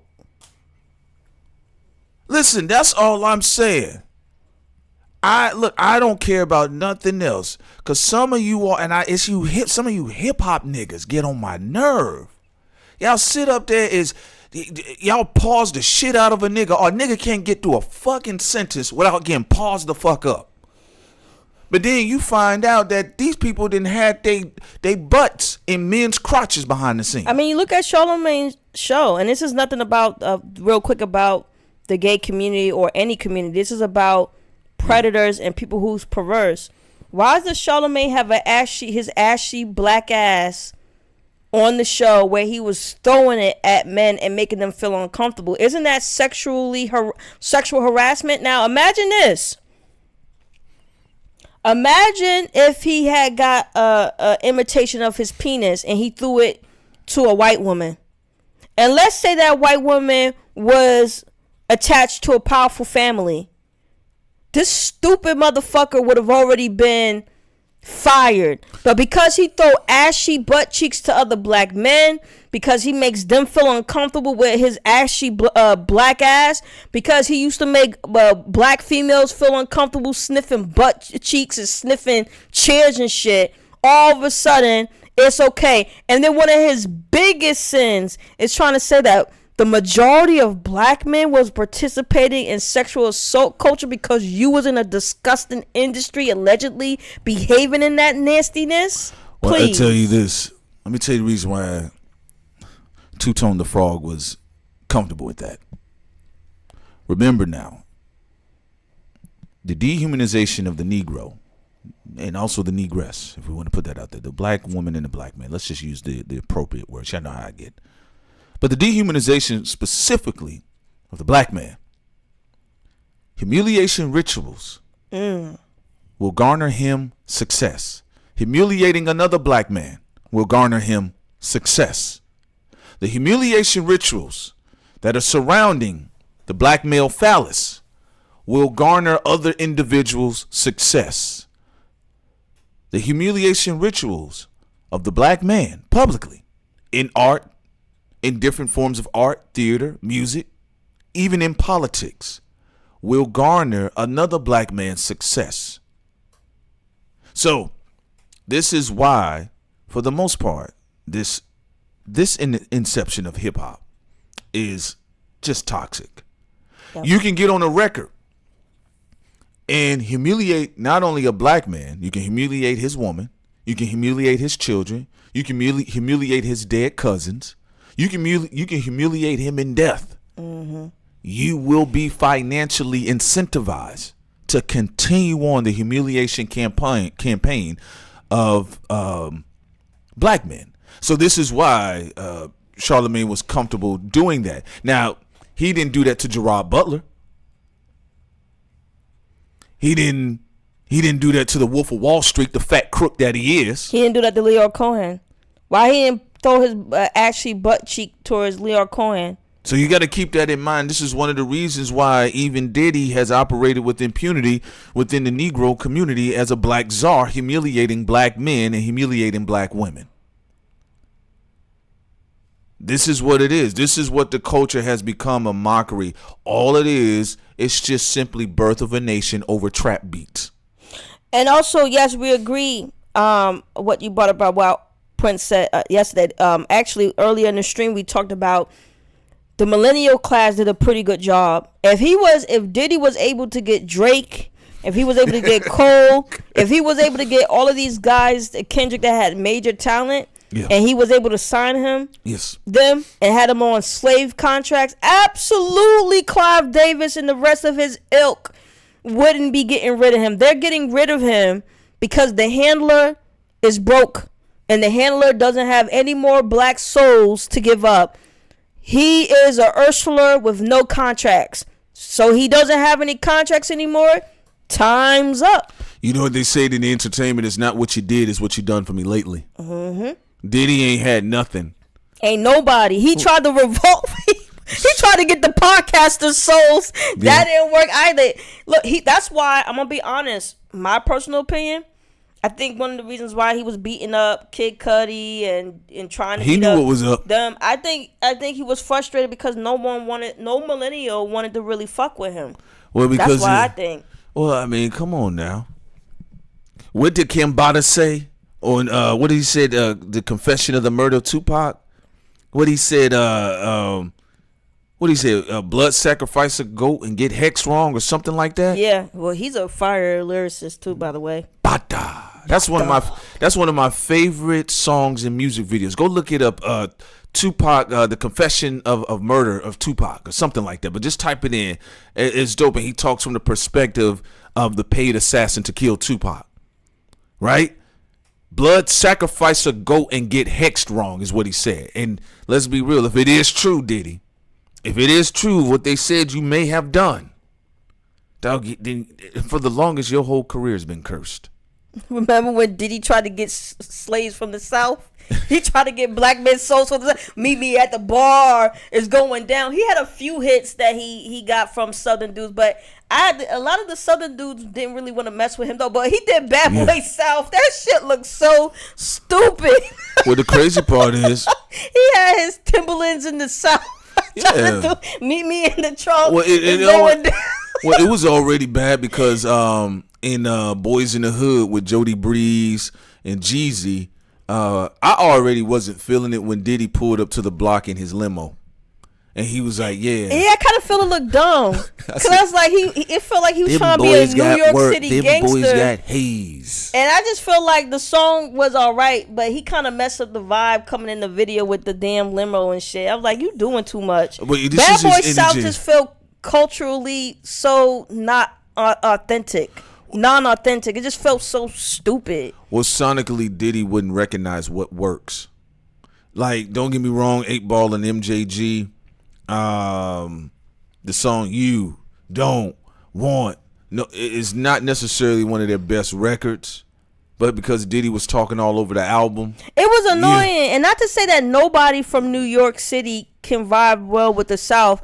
You know, unexpectedly, Noriega did do it with the Super Thug beat. Yeah, I think he did. I think DMX did well. I think Nicki Minaj, when she was able to do the mixtape scene and she was rapping over them Soulja Boy beats and stuff, I thought that was nice. And so I'm not saying no New York City MC, like they all just trash and they can't mix well with Southerners. I'm not saying that. I'm just saying when Diddy did it, it looked dumb. Well, no, Fred, you right. Listen, that's where I grew up at.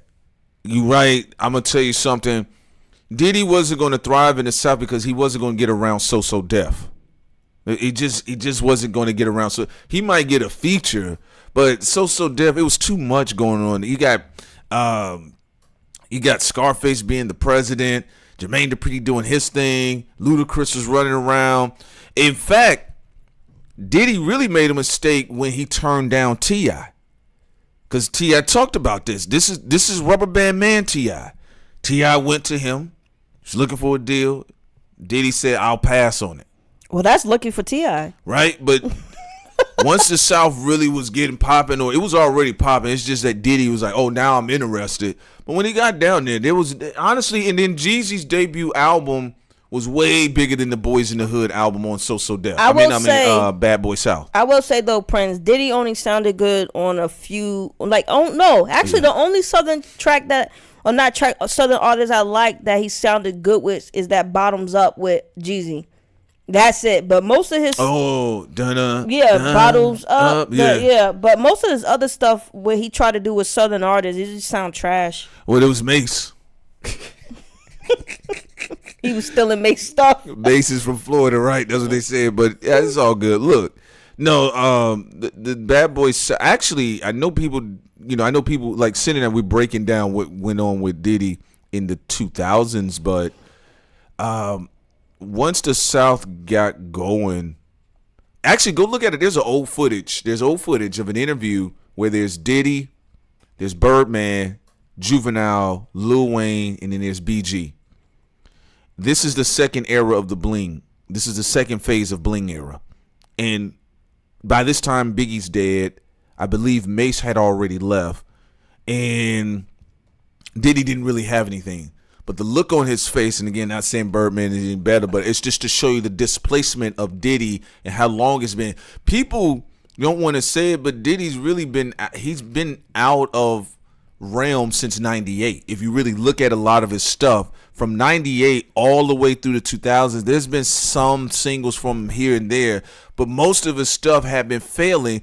98 and 99 artistically was a horrible year for Diddy. In fact, he became a laughingstock when he did the Godzilla soundtrack. Ever since then, the only album he did that was good since then was the Train to Paris. Was it the Train to Paris or Dirty Money? Dirty Money is the group, I thought. Yeah, Dirty Money it was called The Train to Paris, right? Something like that. Last Train to Paris? Yeah. Okay, that was the last good album. I know he put out Press Play and had that That shit when he had Christina Aguilera, I said, "Nigga, stop! Come tell me." I like Diddy's so fucking extra for nothing. Get this shit up out of here, man. That's why I did love that 50 Cent kept trolling his ass, like when he was dancing in the studio when Pharrell was putting the beat together. Yeah, he thought he had said like, Diddy, nobody want to hear you, man. I don't want to. People wanted to hear the artist that was around you, and you allegedly killed some of them. Allegedly, nobody wanted to hear put Diddy. Your to be honest in with you. some of them. It's like, man, we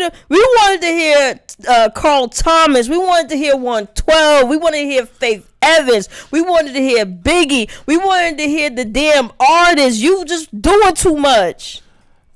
Diddy has been he's been in a sunken place since '98. I'm being honest with you. If you think I'm wrong artistically, go look at it. That's why when Cash Money came out, he had a stupid look on his face. He said, "Oh well, I think I got to get out here." And then that's when he later showed up with the Young Jock and even some of the artists he picked, they couldn't make it past one single. Young Jock, with his CNA haircuts. You got something you had to tell us, man? He did say some things. He did say, for instance, like when Diddy looked at Cassie and said, "Cut your hair off," and she says, "Okay," but he was like, it was crazy, like how controlling he was.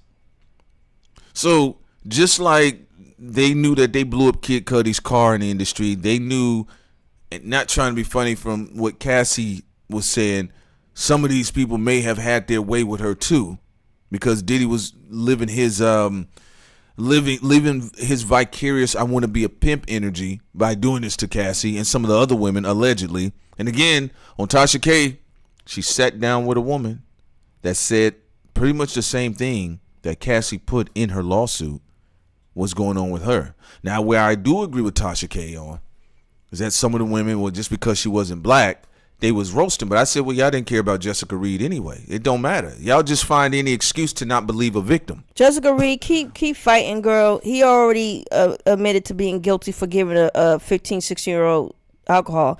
I gotta say this too. Lesser charge dude. Let's start with what he said he did on paper. Why are you giving a 15-year-old girl alcohol with your grown ass? Why are you giving her? You're not even related to her. Why are you giving her alcohol? Great question, right? And then also, you at the very least participated in her. Well, first of all, why was she was in an environment where she would get gang assaulted? Because Charlamagne himself says she got assaulted by multiple men. Well, you know. So why. how was she? How did you bring a child, and how did this child get gang assaulted? Well, you know why though. Jessica Reed, don't stop.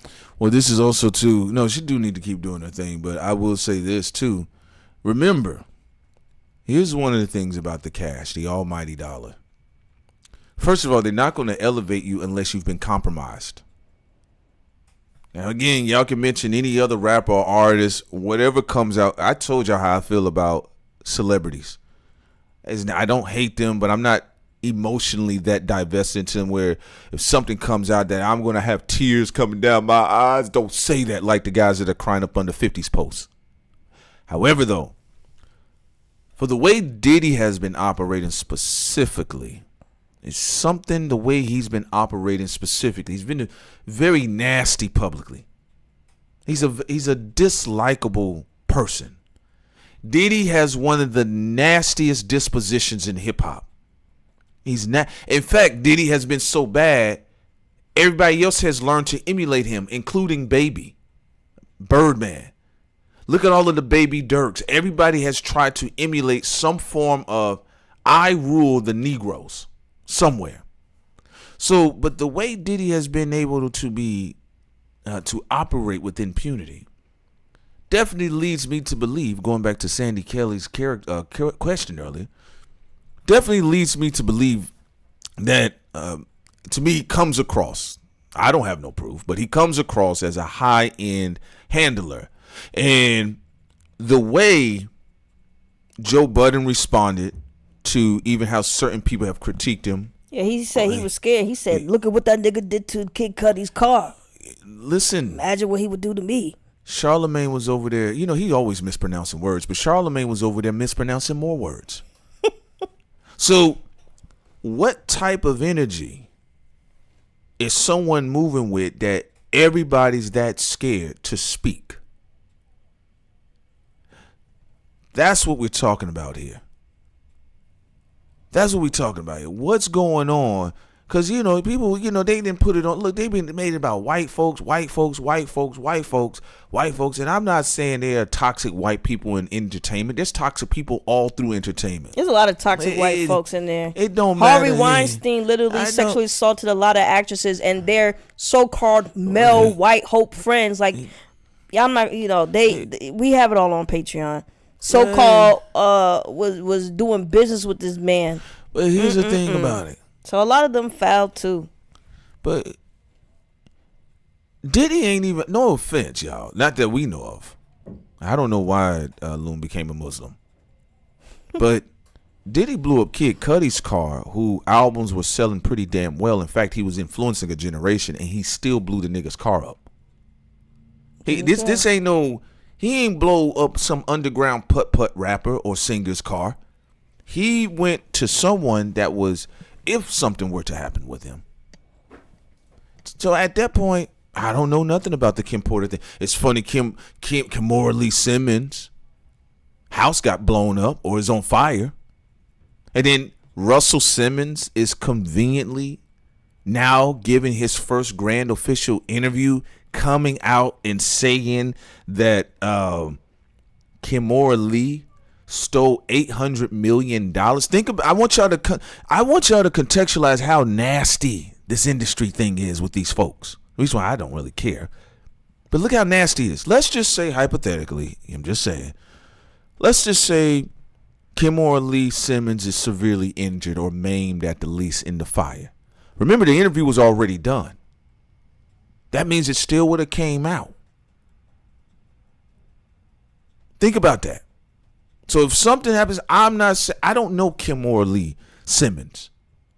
I don't know. I'm just telling y'all how is the emotional attachment when you go into a space that's amoral and y'all holler up under 50 Cent's post that Diddy, that his blackness should be protected. Has he protected the humanity of other black people? See, some of y'all got this shit backwards, that y'all go find masters to serve and they don't do nothing for you. So how can we go up under these posts and we're going to argue all of a sudden that no, Diddy's blackness, he's a black man, he's a black father, it needs to be protected. But from what I'm hearing from some of these black women and some of these black men, these people were dehumanized.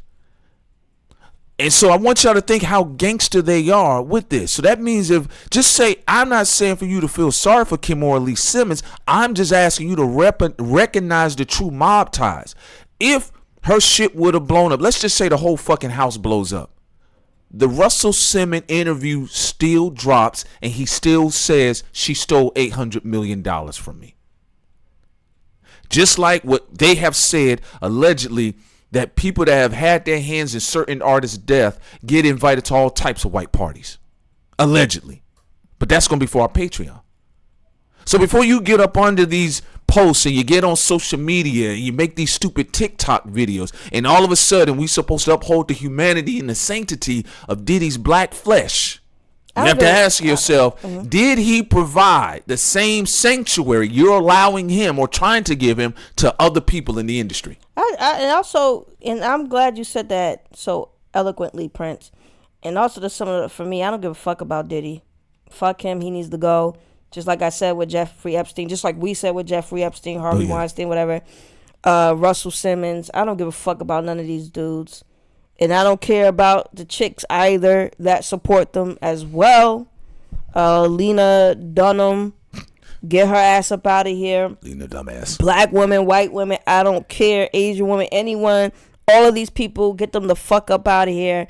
I don't have no time for people who think they my boss and I don't even fucking know you. Or think they're the boss of all black people or what should we do. Get out of our way. All the scammers or the people who think they're overseers, get the fuck up out of the way. And then the people, if you too much of a coward to speak on it, get out the way as well. And anybody that has a backbone, I told you guys, listen, look, Anybody that has a 50 backbone. I'm just gonna say this in this regard. I don't know Curtis Jackson. The nigga got shot 9 times for a reason. Apparently he was standing up to something or someone. I'm not saying that he's Martin Luther King, but I told you all, anybody that has some form of a backbone or resistance in that space, people try them. What's Fabulous getting online talking about numbers? Nigga, you don't even look like you can count. The fuck you adding numbers up in front of us? Drop out? Yo, let me correct this shit. Nigga, do you own your own streaming service? I don't care.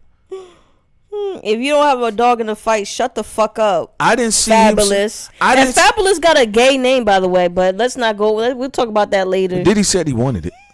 He said, that should tell you all that. Diddy said, I should have came up with that name, Fabulous. Listen, I'm jealous, Daddy, that you got the name. Look, and I'm going to tell you this. Fabulous was a lyricist, someone's music as a kid I was into. I'm not going to lie about that.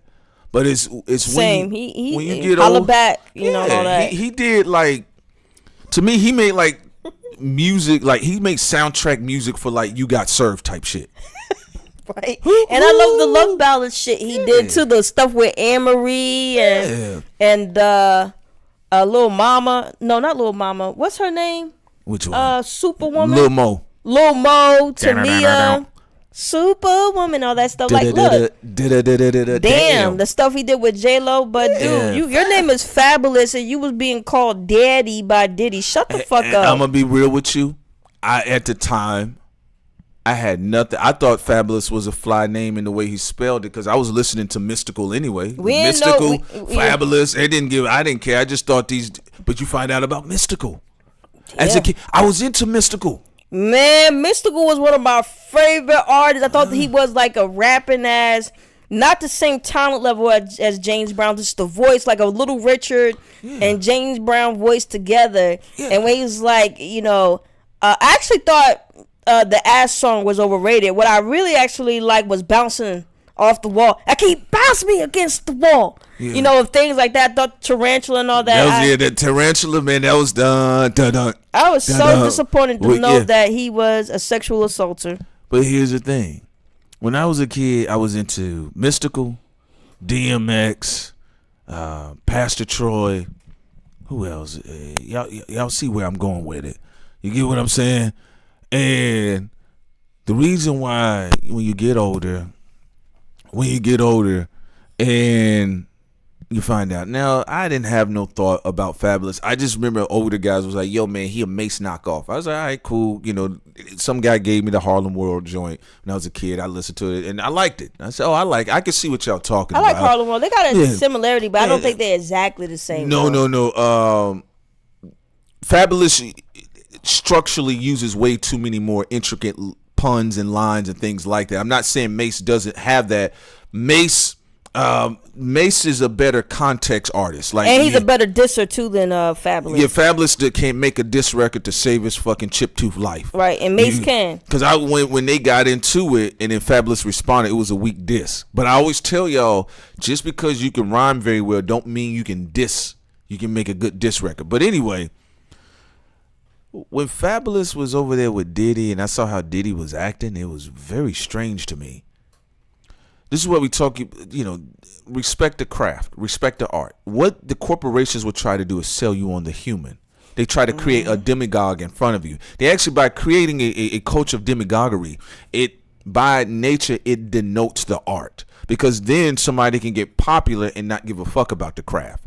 So this is why it's important to always respect the art first. Respect the art first. And a lot of times, if you want to get into a spiritual sense, there are, you know, you get into spaces, if you feel like, you know, I want to separate the art from the artist, well, you got to understand art comes from a divine place. Creativity comes from a divine place.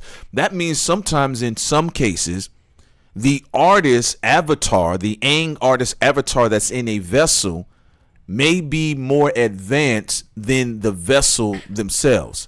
So you may get some of the most beautiful art from a trashy, toxic, lower functioning individual when they get out of that state. Remember, creativity is a state of mind, just like activating sex is a state of mind. So I get what you're saying yeah, too, so and you I get think into people are that more space. critical when they turn the filthiness into an enterprise, Well, what they've done, that's being where in other people's business. you're right about that. And that's Like where Diddy has. that's where the demagoguery comes from with this form of it. They've made it so focused on the person. Honestly, you all, what instruments do Diddy play? What hot bars that Diddy wrote himself? Like He's a curator. So you He guys, doesn't need to really be in there producing like that. He's a curator and he's a fashionista. He knows how to put people's outfits together. what Diddy is, he's a very skilled, glorified secretary for Clive Davis. All he's taught you in this culture was vanity.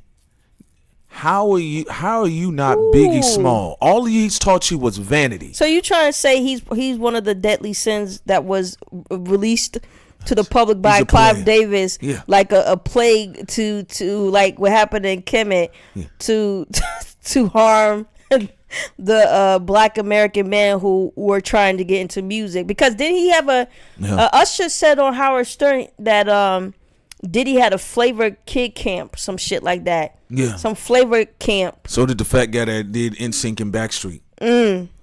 All right. So did the situation with Bryan Singer where he did the twink thing. Talk about it. So what I'm saying, Diddy was just simply vanity. He can't rap. He can't write rhymes. He can't play instruments. He can't sing. But somehow we know him more than the artist. Because he could put a mean outfit together. He says, I'm the bad bitch. Don't look at Biggie. Look at me. In fact, the bad bitch culture started with Diddy. It started with Diddy. Because I'm not going to lie. There's certain records I'm like, damn, man, why he keep talking? There's genuinely certain records, and I keep saying, why he keep talking? You get what I'm saying? So with that, when I say that all he's taught you in the process was simple vanity, and this is why I know for certain of you people that this is why you do have a Birdman. This is why you do have people that they like, well, I don't care about the rhymes. Even when Diddy said, don't worry if I write rhymes, I write checks. I'm glad you said that. That was important. He was about vanity. Yeah. Someone who could put things together. I will say he's a pretty good performer. But it was almost like a Barnum and Bailey type of approach to hip hop, where he's like, I'll take all these artists, these singers and rappers and all these people, I'll put them in cute outfits, and then I'll eat their talent up and make it about me. And make it about me. Because who's left? What, dry ass Bryson Tiller over there? I gotta trying to move on, looking for another woman to catch my heart. Come on now. If Diddy had a chance to have his way with Drake, in many ways than one, because again, he was passionate about that one. Because you're right, he really wanted Drake, but he really wanted that light skinned booty. Okay, you get what I'm saying? He got into altercations a couple of times with Drake. That's why Drake wearing that Tupac ring. Well, will you be more joking about light skinned bottoms and dark skinned tops? That's why I said, allegedly, Burning Man, why you over there? But I'll say this. If Diddy had a chance, think about this, ladies and gentlemen. If Diddy was able to snuff out Drake, even get a J. Cole, that means this man would have had another 15-year run in hip-hop. Diddy knew he was getting old. And that's one thing Diddy don't like. He hate the fact that up under that black fur on his head, up under all of that dye, y'all seen him look like Danny Glover in the face. That's why I said Diddy's, all he has been about is vanity. This is someone that resents the idea that he's gotten old. He resents the idea that he has to work to go find talent. Mm-hmm. The reason why he got Young Miami, not only for the PR stuff, but also Young Miami still has access to millennials and Gen Zers. Wasn't enough, not musically, because they sold 1,000. What? Because really they weren't musicians to begin with. We knew that shit. You know, and I said, I should tell niggas, man, let them girls have that shit. They made $1,000 altogether. Yeah, I said, let them have that shit, man, brother. But Prince Solomon, we need to break this down. I said, it's cool, but y'all can't be saying break down City Girls and then talking about when is Dirk dropping his next album. That's why white offenders getting him. White offenders get him. They said, so far. You haven't done nothing. You got Miami, whatever, who can sell 1,000. Now, and that Young Mary's one that does the Carisha Please, right? Yeah. Even them numbers, they all sound strange to me. But listen, that's all Diddy has been about. This is why Diddy's influence on the culture, when it's all said and done, for the good and bad, he has had a huge effect on the culture. Everything y'all don't like about some of these little vain punk ass artists that can't sing, they can't rap, but they want to be seen, I will tell you this. That's why Usher got mad at him when Diddy said R&B is dead, and Usher said, shut up. Yeah, because if R&B is dead, then you help put it in a casket. He did help put it in the casket. You put it in the casket, dog. Come on, you Carl Thomas. Yeah. I think Carl Thomas was better than Brian McKnight. And Diddy destroyed him. Yeah, well, you know. And I wish I never met Diddy. You know what Diddy said at all. You know what he's saying? I can sing that. That's how that nigga thinks. That's how that nigga think. That nigga heard them Drake freestyles. I can rap that. No, you can't. 0 to 100 should have been my beat. And we would have never heard of. You know what they would have went as far as that? Don't bother me. And I said, who did that track? Because whoever the original author of that track, that song would have went further with them. It would have went further. Pharrell should have just did that fucking song by himself. And listen, I don't want to be an ageist because I like the fact that people like Royce da 5'9" have their place in hip hop and they get a chance to mature. I love when I hear the mature bars of lyricists such as Black Thought. To your point, though, they're actual artists, though. Right. I even love where everything's going with certain podcasters, with some of these other artists from the 90s and the early 2000s that are aging gracefully. But I will tell you this. When I watched the video to Don't Bother Me, I'm Working, that was the oldest Diddy had ever looked in my life. He looked old and tired. Dancing in a giant condom. With the same fucking two-step. Like, come on now. And you saw when they tried to give him that MTV presentation thing, I knew something was going on with Diddy. He also tried to pull a Jay-Z. He tried to pull like having his own album, like it was going to do well, and it didn't. It wasn't going to save him from people didn't come to Bad Boy to hear him rap in the first place.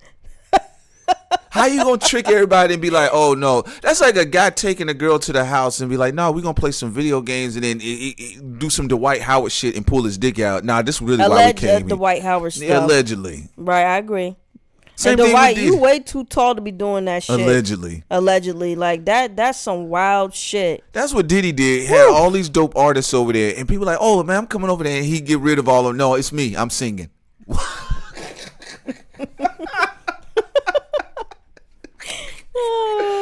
This nigga's crazy. And I'll tell you this. I will say this to black media, non-black owned black media. Y'all can be silent all of y'all want. And I'm gonna tell you this from Prince Solomon. I'm gonna keep it real with you. Because some of y'all have put yourselves in such fucked up positions, it's not my problem. But what you ain't gonna do though, you ain't gonna try to nigga shame the rest of us. Yeah, leave us alone. Don't try to nigga shame the rest of us that didn't go over there. We ain't sit over there with Noriega. We ain't go to the mansion parties. I don't know none of the secretaries. We didn't do none of those things. And also another secret. And don't try to nigga shame everyone else that's doing their commentary. I'll give them a secret too. All them demons you praying to, them fallen angels, they don't like you either. Their whole point is for humankind to fail. They don't like you. You can pray to the lesser keys of Solomon or all that stuff all you want. The lesser, the greater keys, the 72. They gonna go snatch your soul. They don't like Diddy. All the shit he did. They was like, nah, we still don't like you. Right. And you can not be sincere and pray to Virgin Mary or the Black Madonna or all these things all you want. Mm-hmm. But your time is up. And when your time is up, They come to collect, especially when they've given you so many chances to change. So many chances to change, and you didn't want to. Oh, I could just, Mother Mary, please forgive me. Black Madonna, please forgive me. Yahshua, Yahweh, Al Shaddai. They're not listening, bro. No, they're not listening. No, and again, just to put this in proper context, the Diddy Club is trying to play both sides right now. So they're doing this thing. Oh, well, some of us are gonna try to embrace 50 Cent, and then some of them are like, we're gonna try to do the black pressure thing. First of all, I'm gonna keep it real with you. All of the niggas then shot up 50 Cent in New York. A white boy found his tape. You think he give a fuck? Realistically, you can't do the fake black unity shit when that is actually not how his career began. That's true. All the black industry in New York tried to kill this dude. He's been having black figures in that industry try to kill him since he started in that industry. Marshall Mathers gave him a chance, ladies and gentlemen. Some of you sensitive niggas are under his comment section. What on the black hand side? Was homicide white or black? Homo was black. Didn't he say Homo got hit like I got hit, but he ain't fucking breathing? Listen, just stop it. Just say some of you dudes, y'all are upset because y'all like Diddy more than y'all let on. Even with what was going on with Mark Curry. Dog, y'all just say that y'all like Diddy more than what y'all let on, and y'all feel hurt by everything that's taking place, because realistically, the prime of Diddy's career was in the 90s. Also, Prince, you said Mark Curry dissed 50 Cent? Yeah, he was talking about that 50 Cent can't really talk because on the record of In the Club, he was in the club and then there was women in there doing the same thing, or people were doing the same thing with the women. But again, like I said, then go speak on the victims if you're not. Like, that's weird. Why don't you want Diddy to be taken out? Well, here's the thing, though. We also got to listen. We got to understand. It's a weird thing for Mark Curry to do, unless he has some victims say something. But that sounds pretty. Well, you know what? It does. Depends I forgot certain victims do have that weird possessiveness over. We saw predator. that. Yeah, we saw that with the Jessica Reed and the chokey thing. Yeah, Choke No Joke feel possessive over the Jessica Reed thing. When she started getting the attention. So then when other people started to want to help her, he turned coat on her. Yeah. You know, the crazy thing, by the way, no. Yeah. No, I'll keep that too. So we were on the same page. Telekinesis. Telecanegro. All right. Tell a Negro. Now listen, I don't know what Mark Curry is where he's gonna go with it, but I'll say this: because they trying to hand out so many bags right now to try to hold Diddy down, I'm not surprised. They had the bodyguard that came out and he said that he had to break up Cassie and Diddy several times, and that he quit. He wasn't happy. He was a diabetic and all this other stuff. Then he turned right back around and said, "Yeah, Cassie and Diddy fought. Just like me and my girl fight. Just like you and your girl fight." He gonna take that demon money. Good luck. It ain't gonna work, dog. I'm gonna tell you this. Y'all can buy off all the paid Negroes you want. Think about what's going on in our era. Look at which rappers are not selling. You think Diddy can pay a bunch of people off behind the scenes to try to change the narrative? You think he's still gonna come back and not get cooked? Ladies and gentlemen, it's a K economy. A lot of people don't have jobs. Some people are still remote working from home. Some people are on part-time. They have nothing to do but roast this nigga. I agree. And I think he's getting R. Kelly, too. They sucked his finances dry on top of R. Kelly spending beyond his means. Look like they about to do the same. They doing the same thing to Diddy. He going to be broke, and then he going to jail. And they can find a fresh victim. Or trust me, Sin, they already got the date. They got the zodiac astrological date for it. They got the numerological date. They already got the judge. They got the birth chart of the judge they need to execute. I'm glad you said this. But this is going to be talked about at 8:30. We're really about to wrap this up. 8:30 p.m. Patreon. Everybody get to our Patreon. But this is one last thing we have to say that's important. It's already started. Because our people always get caught up in it.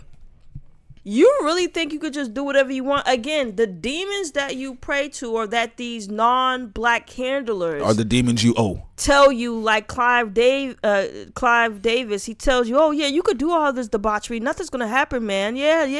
You could do, we do the rituals too, blah blah blah blah blah. That's not how it works. I'll tell you this. You got to get it going. You doing death magic, you doing all these things, and also say especially death magic. Man, come and on. when you are not in the light and you're doing these things to innocent people, it's like in that movie Ghost, when that dude who killed Demi Moore, well, she's a weirdo too. You talking about Patrick Swayze? But Patrick Swayze's character, when he got killed by some hating ass dude who was pretending to be friends with them and stuff. Yeah. When he died, like they came for him. Those saying like they don't. People don't understand these demons that you be trying to work with.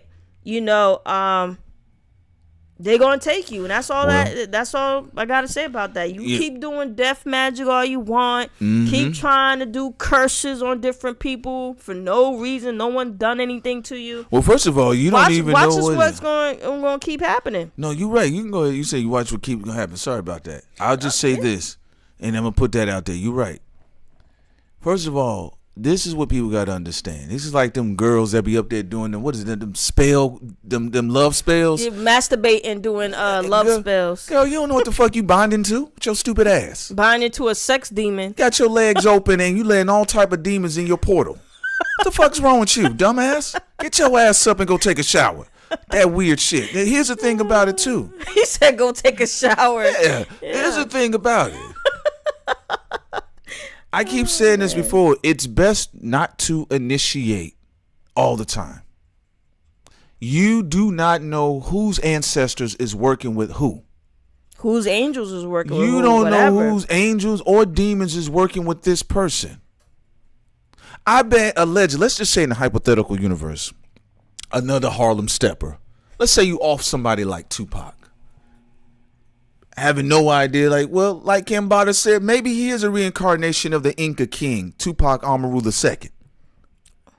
Maybe you know how he died in the previous life because he was trying to free his people and they split him up on 4 horses just to show the townsmen, hey, he don't run shit. Mm-hmm. But you gonna go over there and say, I think that nigga look better than me. I just want to kill him based off that. I bet you had no idea that energy would get bigger, and the artist, not saying they deserved to die, but the artist that you were tied to, their energy actually dwarfed. Death is never the end, and and energies never disappear. All you did was took away the physical form of somebody by being a fucking hater. They just transferred it to pure energy. It's eventually going to get you. And now Diddy look yeast up, bloated, look like a bag of alcohol. And he talking to himself. Did y'all see on TMZ?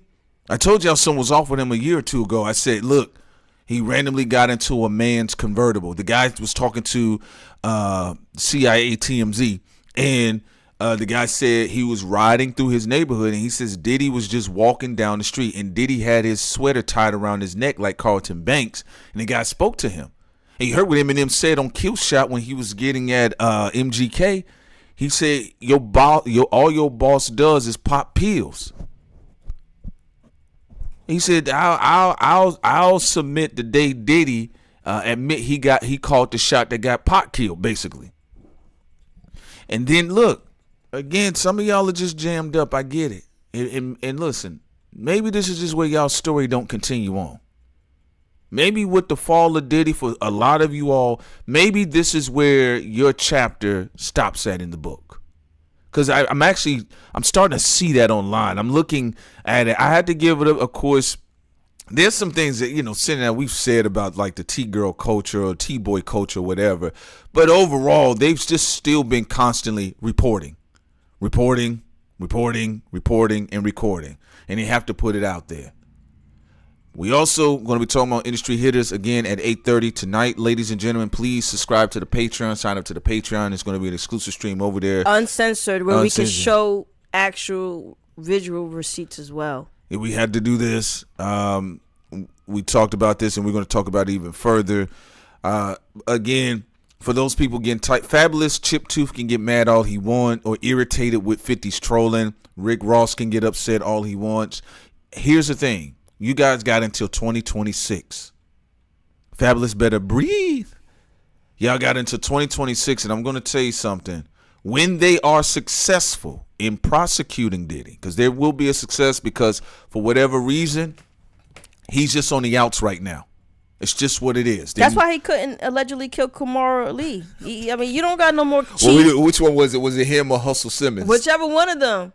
They both of their chi is dried up. Did you see what Russell said? They don't got enough energy to keep knocking out more people. You saw Russell with all of that vegan spam on the side of his lip. You know what he said? He said, and I understand exactly what's going on with Diddy because how the women accuse me. Shut the fuck up. But I mean, that beaded-headed bitch did the Harriet Tubman sexual assault scene and tried to turn it into a comedy. We know what his mind is. Yeah, and look, it's very unfortunate because I love Run DMC, but it is what it is, man. Well, I can't say nothing about that because we had to get into that on another conversation. I told you all a lot of your favorite heroes, some of your favorite lyricists and non-lyricists, including Diddy. Ladies and gentlemen, if you think this is bad, if you really this is what did I say? You know what this is, Sin? I just thought about it.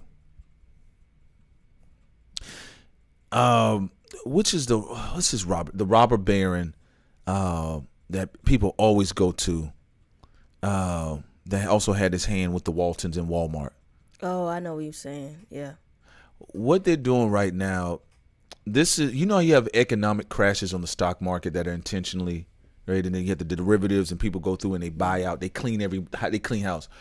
What is happening right now is that's what's happening right now. This is a cultural economic crash.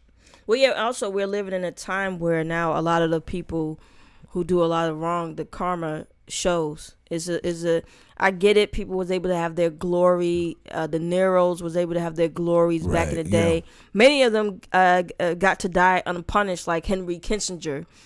But yeah, the time we're living in right now, yeah, for all of you who are not 99 years old, you're still in your 50s or 60s. Yeah, I would even guess 60 something below. Yeah. Well, we got some 70-year-olds too. Baba. Baba, shouts out to Baba. No, I'm not talking about in the chat, Prince. I'm talking about the karma to collect during these seasons that's happening. If you statute of limitations are gone. If you in your 60s and younger, you gonna get got in the karma. I promise you, Diddy is. Here's the thing, Sin. And then, you know, of course, the lovely B-More, we'll chop it up with her about it later. Again, 8:30, please subscribe to the Patreon right now. Y'all get over there. And then we're going to have more exclusive audio podcasts on the Patreon because of the sensitivity of Walt Disney YouTube. It is what it is. I don't care. I mean, it's not a big thing to me. But if y'all support us on the Patreon, I love to see y'all faces, and we are working on restructuring a website right now for y'all, so y'all can kind of do y'all own thing, have fun over there, and peacefully. Y'all can peacefully be free and not be harassed by Diddy. Listen, they already got the judge. They already have the trial dates for Diddy. This is what happens when y'all go into them spaces and decide to dance with devils and pray to all types of demons and gods. I'm just saying. And those demons don't like you. That's the funny thing about it. But you heard what Gene Deal said. Gene Deal said he was with Puffy. He had to do the bodyguard thing. So, you know, he went over there where Puffy was to a priest. He said the guy took a bird out of a cage, put his hand on Puffy, and he gave Puffy this pigeon. And he said some weird shit to Puffy. And he asked Puffy to release the bird. He said, dog, the bird just dropped dead right there. I'll give people y'all. Do all of these types of strange rituals, like Sin said, with the death magic and all this other stuff over their enemies and ops. They don't have no idea what's working with work and who's working with work. I'll give y'all one clue. Diddy was actually supposed to stand up to the Clive Davises and bring an end to that era. Yes. A lot of them were. Tupac. A lot of those guys had the energy to do it. The difference is Diddy allowed his lust and vanity. He said he was Littlefinger. To an ego, and he joined forces with an energy he was supposed to bring an end to and actually join with Tupac and them. The problem is he wanted to allegedly be a bisexual thought, who had a power lust syndrome to be controlling over everybody. And that is the problem. He betrayed his code, he betrayed his mission, and he wanted to be a bottom, and that's what he got. And like a bottom, he's gonna be ruined, his whole career and everything. The crazy part about that, you're right. Thank you, Prince. And one last other thing I'll say. Go ahead. There is a demon called Sistry that I actually have on the esoteric tier in on Patreon, which talks about the psychology of these demons. A lot of these demons that these people are conjuring up, they don't understand. They're like very indifferent, and they just think it's funny. They think it's funny when y'all fell. These demons think it's funny when y'all harm other people, when your life wasn't threatened. And even though this particular demon goes after women more, nonetheless is a lust demon. And I go into again more details over there on Thought Crime's Patreon. But the whole point is, these things that many of you are conjuring up can take away your kids. Some of them, they'll ruin a beautiful relationship that you have. Some of these demons think it's funny when you turn on friends who were there for you, but you start to see them as enemies and start to see enemies as your friends. And when you start to see enemies as your friends, it's when you saw that Chasing Waterfalls video with TLC, and the mother who was a hero to the son, like she was one of the good guys, and she was saying, son, don't go out there. Well, there was a demon, unfortunately, that was basically allowing the kid to think that these guys who were bad for him was actually his friends. And then we see in the video, he ends up getting killed. Well, he felt his mother was the enemy. Right. So, I mean, and also, if you don't believe in demons and stuff, that's fine. I can explain it in a non-demon way or a non-spiritual way. In a non-spiritual way, simply don't be around assholes who are trying to get your money and trying to make you work as a physical slave for all my atheists and agnostic people out there. But for my spiritual people out there, I just wanted to bring that up. Well, I mean, don't humans embody the activities of demons and angels every day? The Samaritan, Diddy, people putting hits out on each other. This is what the stories are for. Even with these films, I tell people all the time, and it's natural with a vain culture such as Hollywood, why when Francis Coppola, when he did Godfather 3, I was going back and looking at it, I could understand for a vanity-driven society such as Hollywood why they hated Godfather 3. But I said it's the best fucking film in the series, because it shows you what all of that funky evil shit gets you. Murking your brother because you said he's a traitor, fine. If you can stand on that to the end of your life and not have flare-ups, not have diseases, you getting cancer somewhere. People hated Godfather 3 because Michael Corleone looked old and ugly. His hair was sticking up. He had that ugly Mr. Rogers sweater on. Right, the sexiness of death had worn out. Death, and like you said, the sexiness of death, but the energy of evil had worn his vessel out to where he was having panic attacks and heart attacks in the kitchen. And this is why, for the most part, I believe it was is it Snowfall? Where they had the Snowfalls when people were mad because he ended up on the street. You mean real life? That was real life. That's real life. That's why I ain't even watched Snowfall, because now that he ended up on the streets as a crackhead, I got to watch the series now.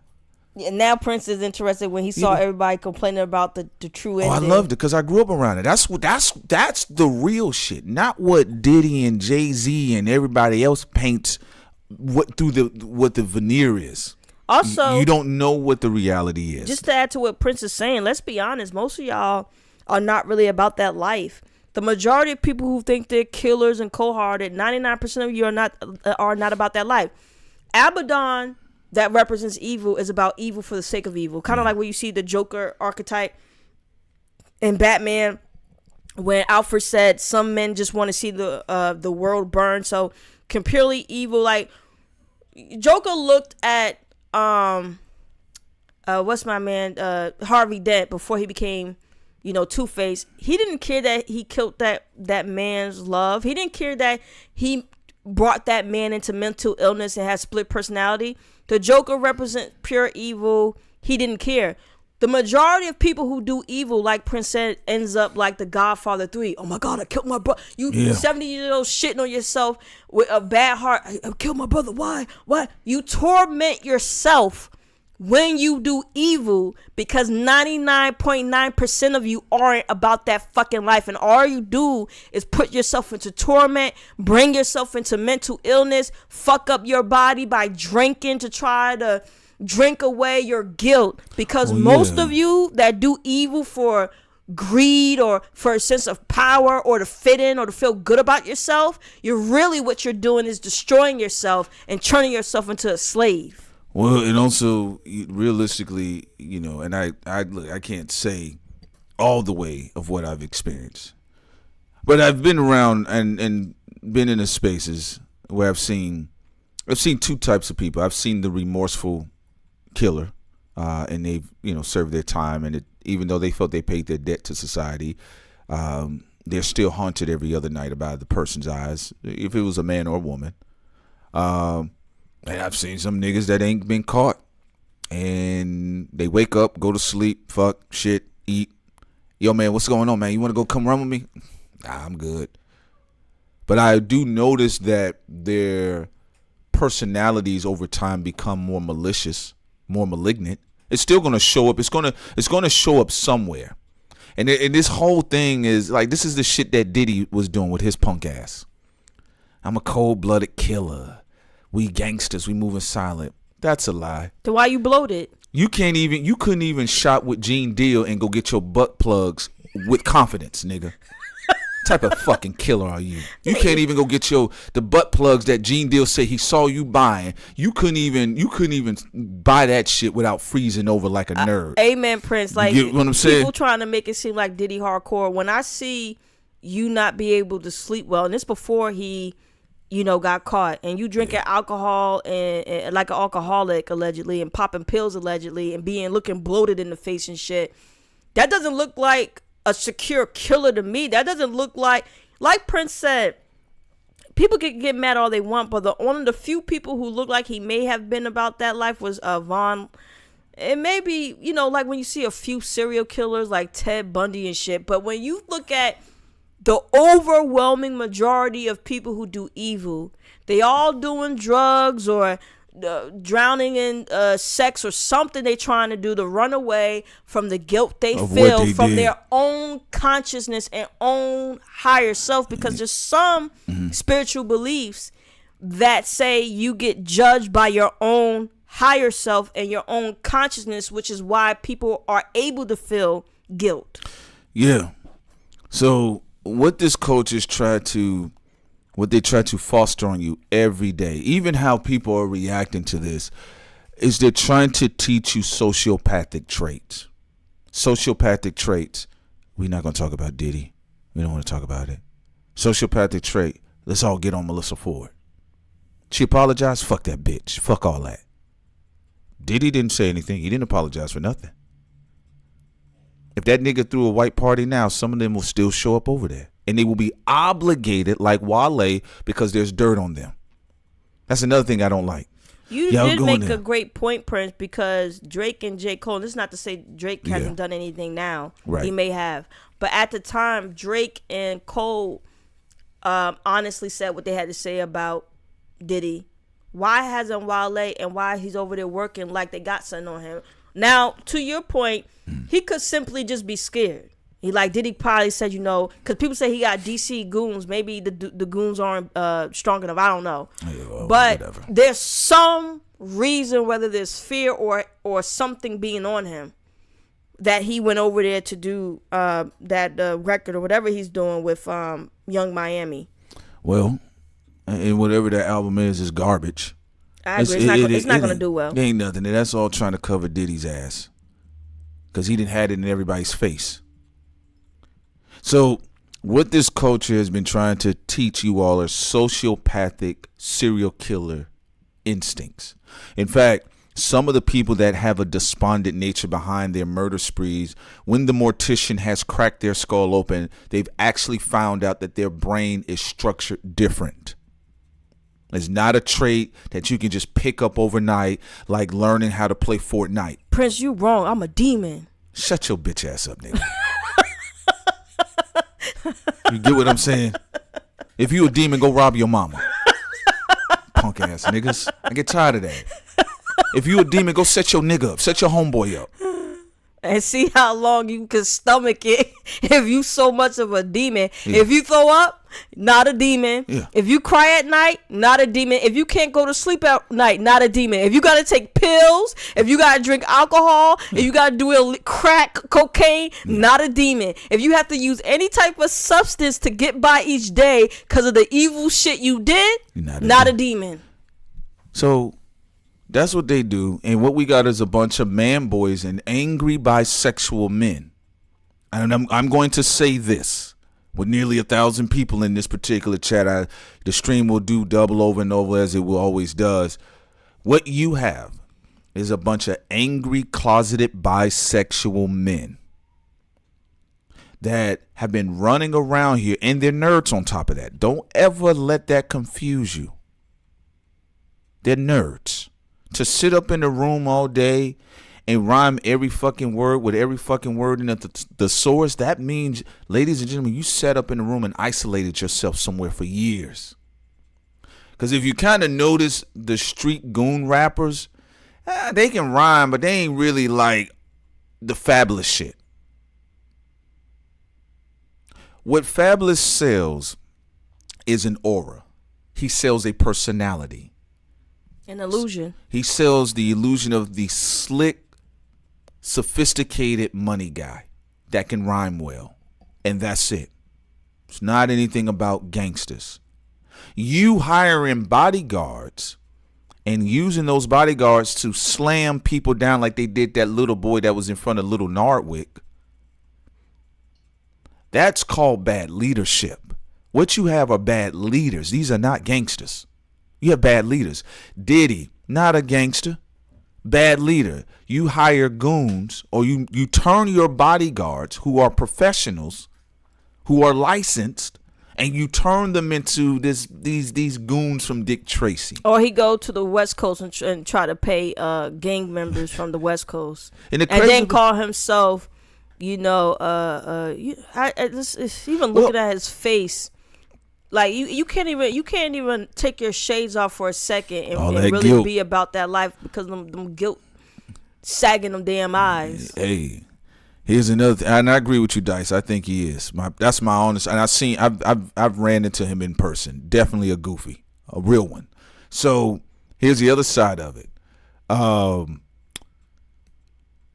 Sin's point about the shades and all this other stuff. The thing is, to be honest with you all, and I'm just going to tell you all, because of the history of slavery in our country, the propaganda that goes on with women and men's sexuality, again, I don't have a problem if another man is doing his own thing, and if he's swinging on both sides of the vines like Tarzan, that is none of my business. As long as he's living a healthy, productive life and he's good for himself, that's fine. And I don't care about people's personal relationship. People want us. Some people talk about Lupita. I don't care about Lupita with the Joshua white boy. I don't care. I don't care about Ye with his white wife. I don't care about people's personal and I don't care about the Smiths and all of their lovers. I don't care about the Smiths and their 30 lovers. All I care about is when you are attacking society and creating a harem or some weird sex trafficking thing allegedly that Cassie talked about. When you out here and you start to harass the entire public and be evil. Come on. Now it's not your personal demons anymore. Now you're involving all of society, just on some Jeffrey Epstein thing. Because you doing too much, bro. Well, just to say this too, we're going to be tying this down, but we want y'all to get ready for our 8:30 stream. So we want to give y'all a break. So let y'all go p.m. Some of y'all say, hey, man, when y'all do back to back, I'm on the job. Don't worry, we gonna get y'all. We got y'all. But I want to say this just so y'all can put this in perspective. There was a BET producer that went by the name of, I believe, D Dot. I don't know if he's still around. But see, D Dot, 13 years ago, when everybody was still up in Puff's face, D Dot came out. He talked about the head leadership of then, at the time, BET. Stephen Hill. He implicated him. In fact, his story was centered around having to deal with Stephen Hill. And I want to say this too to some of the black guys that are online. Y'all know how it is. I love y'all. But some of y'all going to have to learn to be quiet. Don't no man want to come forward and say another grown man pulled his thing out in front of him. Don't no man want to come forward and say another grown man tried to massage his backside.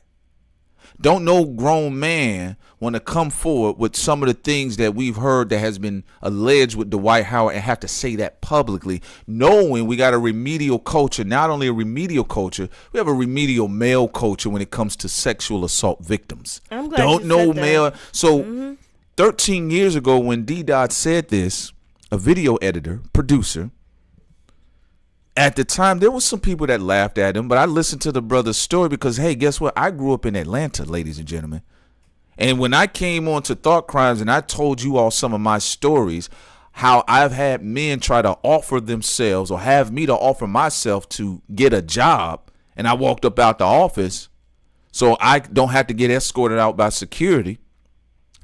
In Atlanta, I said that goes on all the time, especially the toxic hub they've turned it into. They've turned into a little baby Sodom and Gomorrah city. So when some of the men are coming for it, like, I don't know, Columbus Short, I didn't like the response from some of the fellas concerning Columbus Short. He got his own shit going on with him and his wife. I'm not in that business. But when he came forward, his wife, I don't, listen, unless I haven't seen anything, y'all can educate me. But when Columbus Short came forward and said, hey, Diddy did try me, here comes some of you dudes. And some of you guys, whether y'all know it or not, some of y'all talking points was suspect. Why would he look at you? I mean, you know, not trying to be funny. Here we go again. Pause, no homo. But, dog, he could have went with way better looking men than you. Well, you know Diddy's type? For all you know, he could try to sleep with Craig Mack. Yeah. Y'all don't know what his fucking type is. So we have plenty of young boys that have been assaulted that can't come forward because they're going to get shamed by men and some women, but they're definitely going to get shamed by the nigga community. There are, Shawty, let me tell you something. There are grown men that you all know right now that got some fucked up stories they have not shared with anybody. Because you have, I'm going to let Sin go on this one, but keep going. I'm saying when Columbus Short said what he said, and he said, well, I better go on and say it, I guarantee you there are a bunch of men who there's even worse that's happened to them. But one thing about this male community, all of you baby Andrew Tate heads, all of you baby Manosphere, you got to understand this. I don't even mind. I don't care if you listen to Kev Samuels, Andrew Tate. I promise you, Prince Solomon would not lose. I don't lose sleep. I don't think about this stuff. I don't care. But what I do see what an issue is, particularly dealing with black men having the highest rates of suicide. If we get into a situation where, got to give it to the sisters, they created safe spaces for men online to come forward and say, and I've seen it, when the sisters made an uproar about this particular man, you know, some of the fellas like, hey, y'all, I got a story. This is what happened to me. And he comes forward. That's a state of vulnerability. One of the prime reasons as to why you see a bunch of black men committing suicide is that they cannot be seen as vulnerable. And look at even the what black men had to do when it was, even when it wasn't sexual. When you saw what Serena Williams and Venus, how the father looked when they were saying all those racial slurs, how he felt in that moment, or even in Britain when like David Battle, whatever his stupid name is, a comedian who was making fun of that football player overseas and making fun of his hairstyle, and people call him all weird names, and it was this light skinned black guy with dreads. And he said even though he humiliated him and people were sharing what this idiot said even on the field, he said, I couldn't stop as much as it was affected me psychologically because I had to bring home food for my wife and children. You have to, because again, go look at the stats before y'all get out here and start making fun of some of these men that have legitimate stories with Diddy the Demon. Before you get out here and start y'all little, I'm a fake Eddie Griffin nigga, I want to be a comedian nigga, you ain't funny. None of this is funny. That's why I said I could care less about the grown man boys and woman girls crying up under 50 Cent's posts. Again, you go look at the stats of sexually assaulted young boys and young girls. It's very high. Look at the stats of black men in suicide. Look at the stats of black women in mental illness. Haven't some of these toxic stories could possibly have driven a black man to suicide dealing with someone as powerful as Diddy? Haven't some of these stories could have possibly driven a black woman into a form or a variation of mental illness having to deal with someone as powerful as Diddy? That's why I talk the way I talk. That's how I get down. So yes, we can all have fun, we can joke, we can roast, but let this not escape you and press upon you with the fact that, shout it, we got real demons and tyrants in this world. And they hide behind the black flesh. They hide behind it. So whether it's $1 million worth of game, the Joe Budden podcast, or whoever else is out there taking interviews, this has to do with the people that don't have y'all spotlight. Y'all can't say anything, and y'all got the spotlight. Think about the people that don't have the spotlight.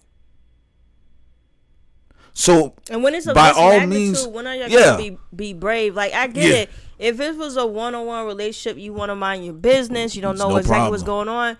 But come on, when it's on some Jeffrey Epstein level, when you gonna open your mouth? It's like what 50 Cent said. Whatever you feel about the guy, he said for this situation, when is enough is enough. Like, damn. So you guys gotta keep in mind what I'm saying, and you all have family members, and trust me, listen, I would never put their business out there. There's friends I know that they've been violently assaulted by a grown man when they were young boys.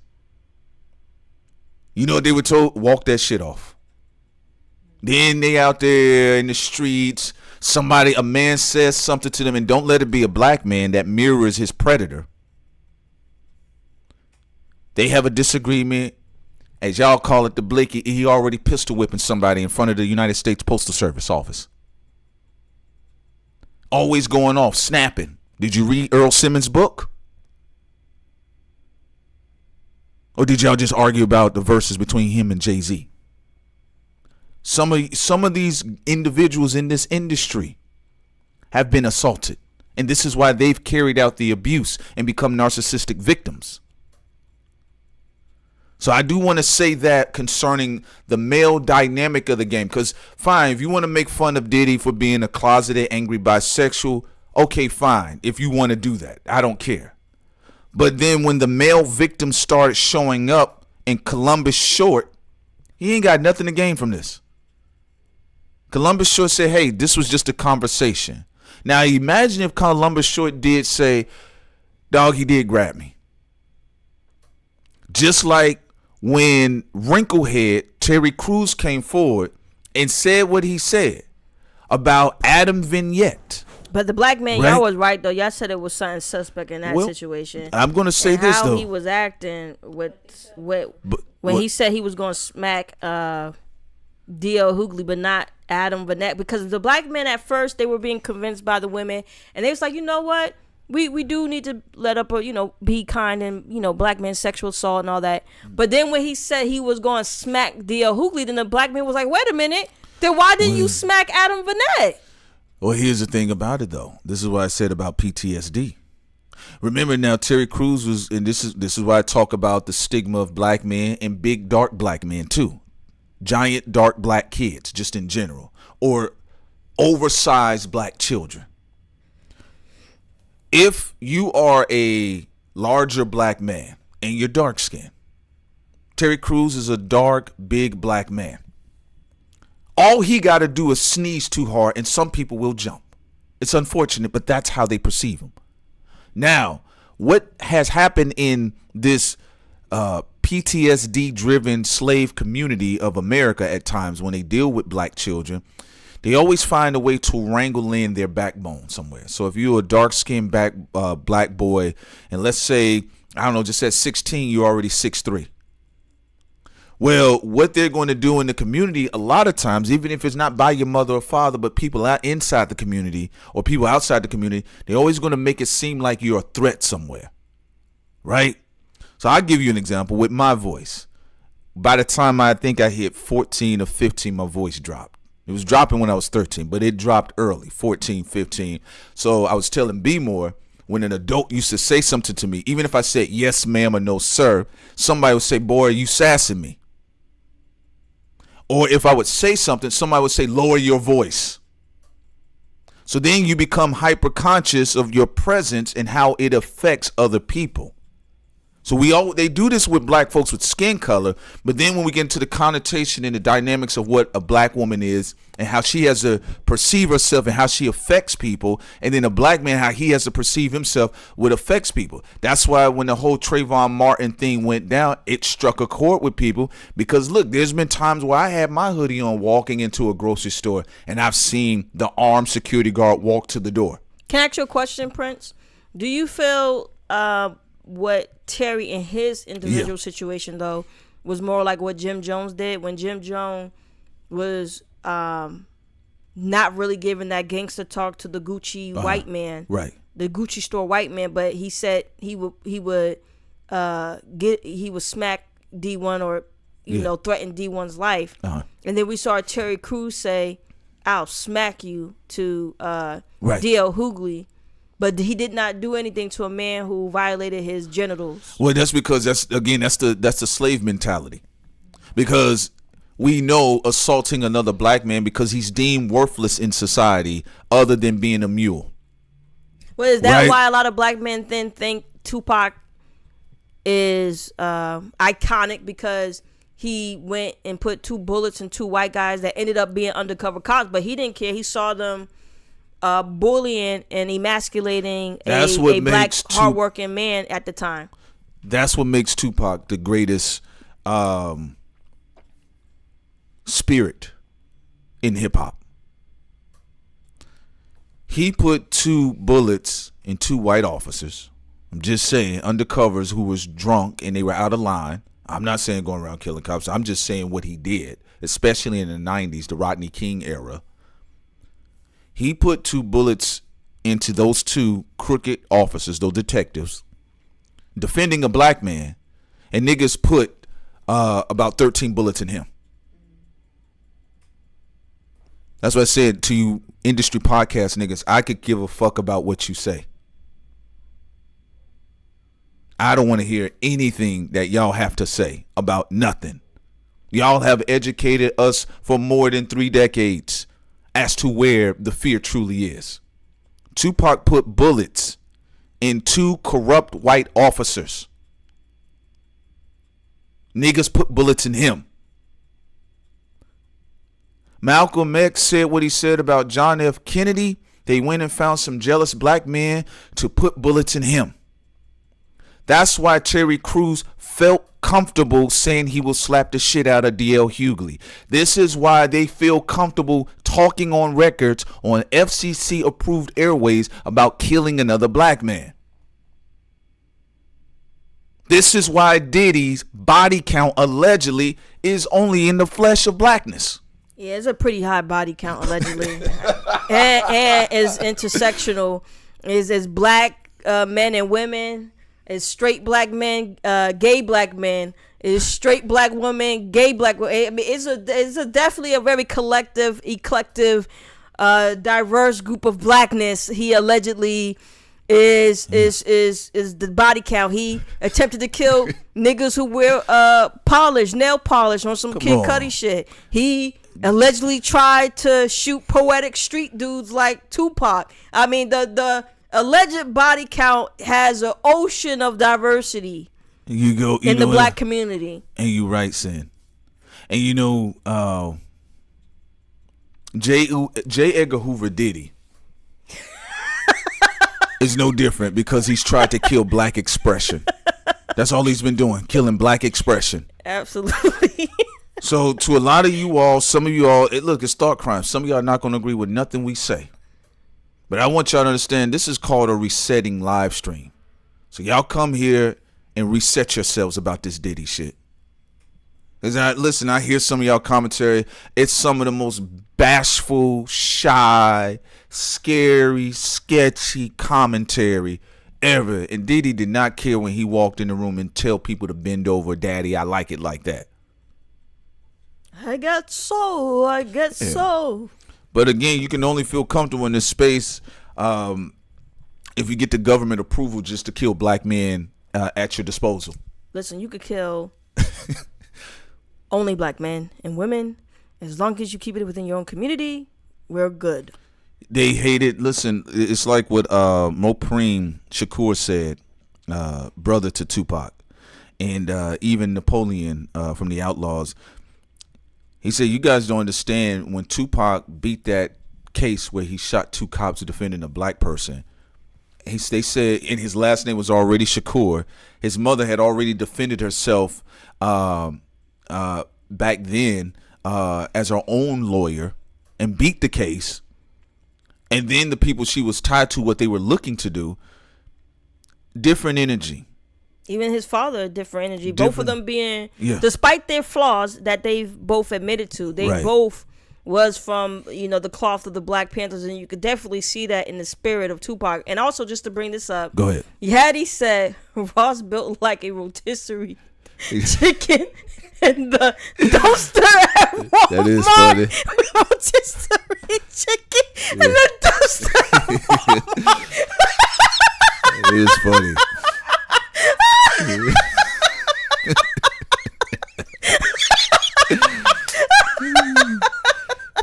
That's funny, man. It is, man. That's funny. I can't envision it. That's not true. Every time he come up dancing. Yo, I tell you, the people that think very funny, man. Shouts out to y'all. Y'all are funny, but I do want y'all to keep in mind what this industry is telling you. There's some people I respect. We probably don't have the same approach and message. Shouts out to Speech from Arrested Development. Speech and Prince Solomon don't necessarily have the same approach with messages, but the end goal and the results is usually the same. Same thing with Sin, with Speech as well. But that's how mature Sin and I are. I'm not trying to control how you speak to people if that's how it is. When someone there's some people that I knew in our community growing up that, they had to be at every funeral for every young black girl and black man, black boy, black woman, pregnant. They had to bury pregnant young women. They had to bury guys that were expecting fathers, by the toxic criminal culture, gang culture, all the different venerations and variations of the Bloods and Crips that was running around in the neighborhood. And same thing we talking about in Atlanta as well. And so sometimes with them, they would have a more charging gospel because they're smelling death. They're right up on the body. The whole thing is this. One thing that this industry should show you all is that there has been a commission. There's been a paid incentivized commission on the killing of the blacks in an industry. We'll talk more about it. But as you've seen, they've been given permission to do these things. Guys, we really love y'all. Get the likes up. Thank you so Be there much. at 8:30 p.m. Eastern time. We're going to have a really in-depth conversation on the hitmen of the industry. And we're not just only going to stay in the black space. We're going to talk about all of it. All of it need to be revealed. Diddy's handlers, all of it will be talked about on our Patreon. Allegedly. 8:30 p.m. tonight. Go over there and join. It's the Esoteric Tearing Up. And also for people who want to support this independent brand that isn't backed by anyone. Not currently backed by Clive Davis. Not even backed by YouTube right now. Demonetized. Y'all can support. It's funny the way you said demonetized. You can support us on our Cash App, Think Tank 619. The industry funny. people ain't going to get us by trying to go after our pockets. We don't care. We're going to keep talking that truth and justice because somebody needs to do it. Well, and also, you all, it needs to help you all from all of this bullshit stress. So hopefully you all feel better today about yourselves and feel better about yourselves versus the shekels that you see being thrown at these individuals. All right, ladies and gentlemen, this is all a mind fuck, to quote Diddy. All of this is the fabulous, the champagne. It's all an illusion. It's to make you feel bad about yourself. This is the dehumanization principle that we're living in. Find any way to sell you insecurity. You know, that's all it is. Find any way to sell you insecurity. You don't beat your girl. You ain't cheating on your girl. Let me sell you this insecurity. Oh, you ain't fucking over your nigga. Let me sell you this. Oh, you have a good relationship with a co-parenting style with your baby daddy. Girl, let me show you how to be insecure and fuck over your nigga. That's the job of it. And that's to Sin's point when she was bringing up the different venerations of demons and demonology. That is what demons are. It's pointless. There's nothing there. There's no reason. No rhyme or reason. Dog, why'd you do that? Saw it on TV. Why'd they put it on TV? For you to do it. It's called mind control. All right, y'all get over there and subscribe to the Patreon. Y'all have been wonderful. Y'all make sure you get the likes up. This will be rebroadcasted, so you guys get to leave your comments and share your thoughts on any part of the stream that spoke to you directly. We are out. We love you all. Have a blessed day, and you guys will see us again at 8:30. Peace.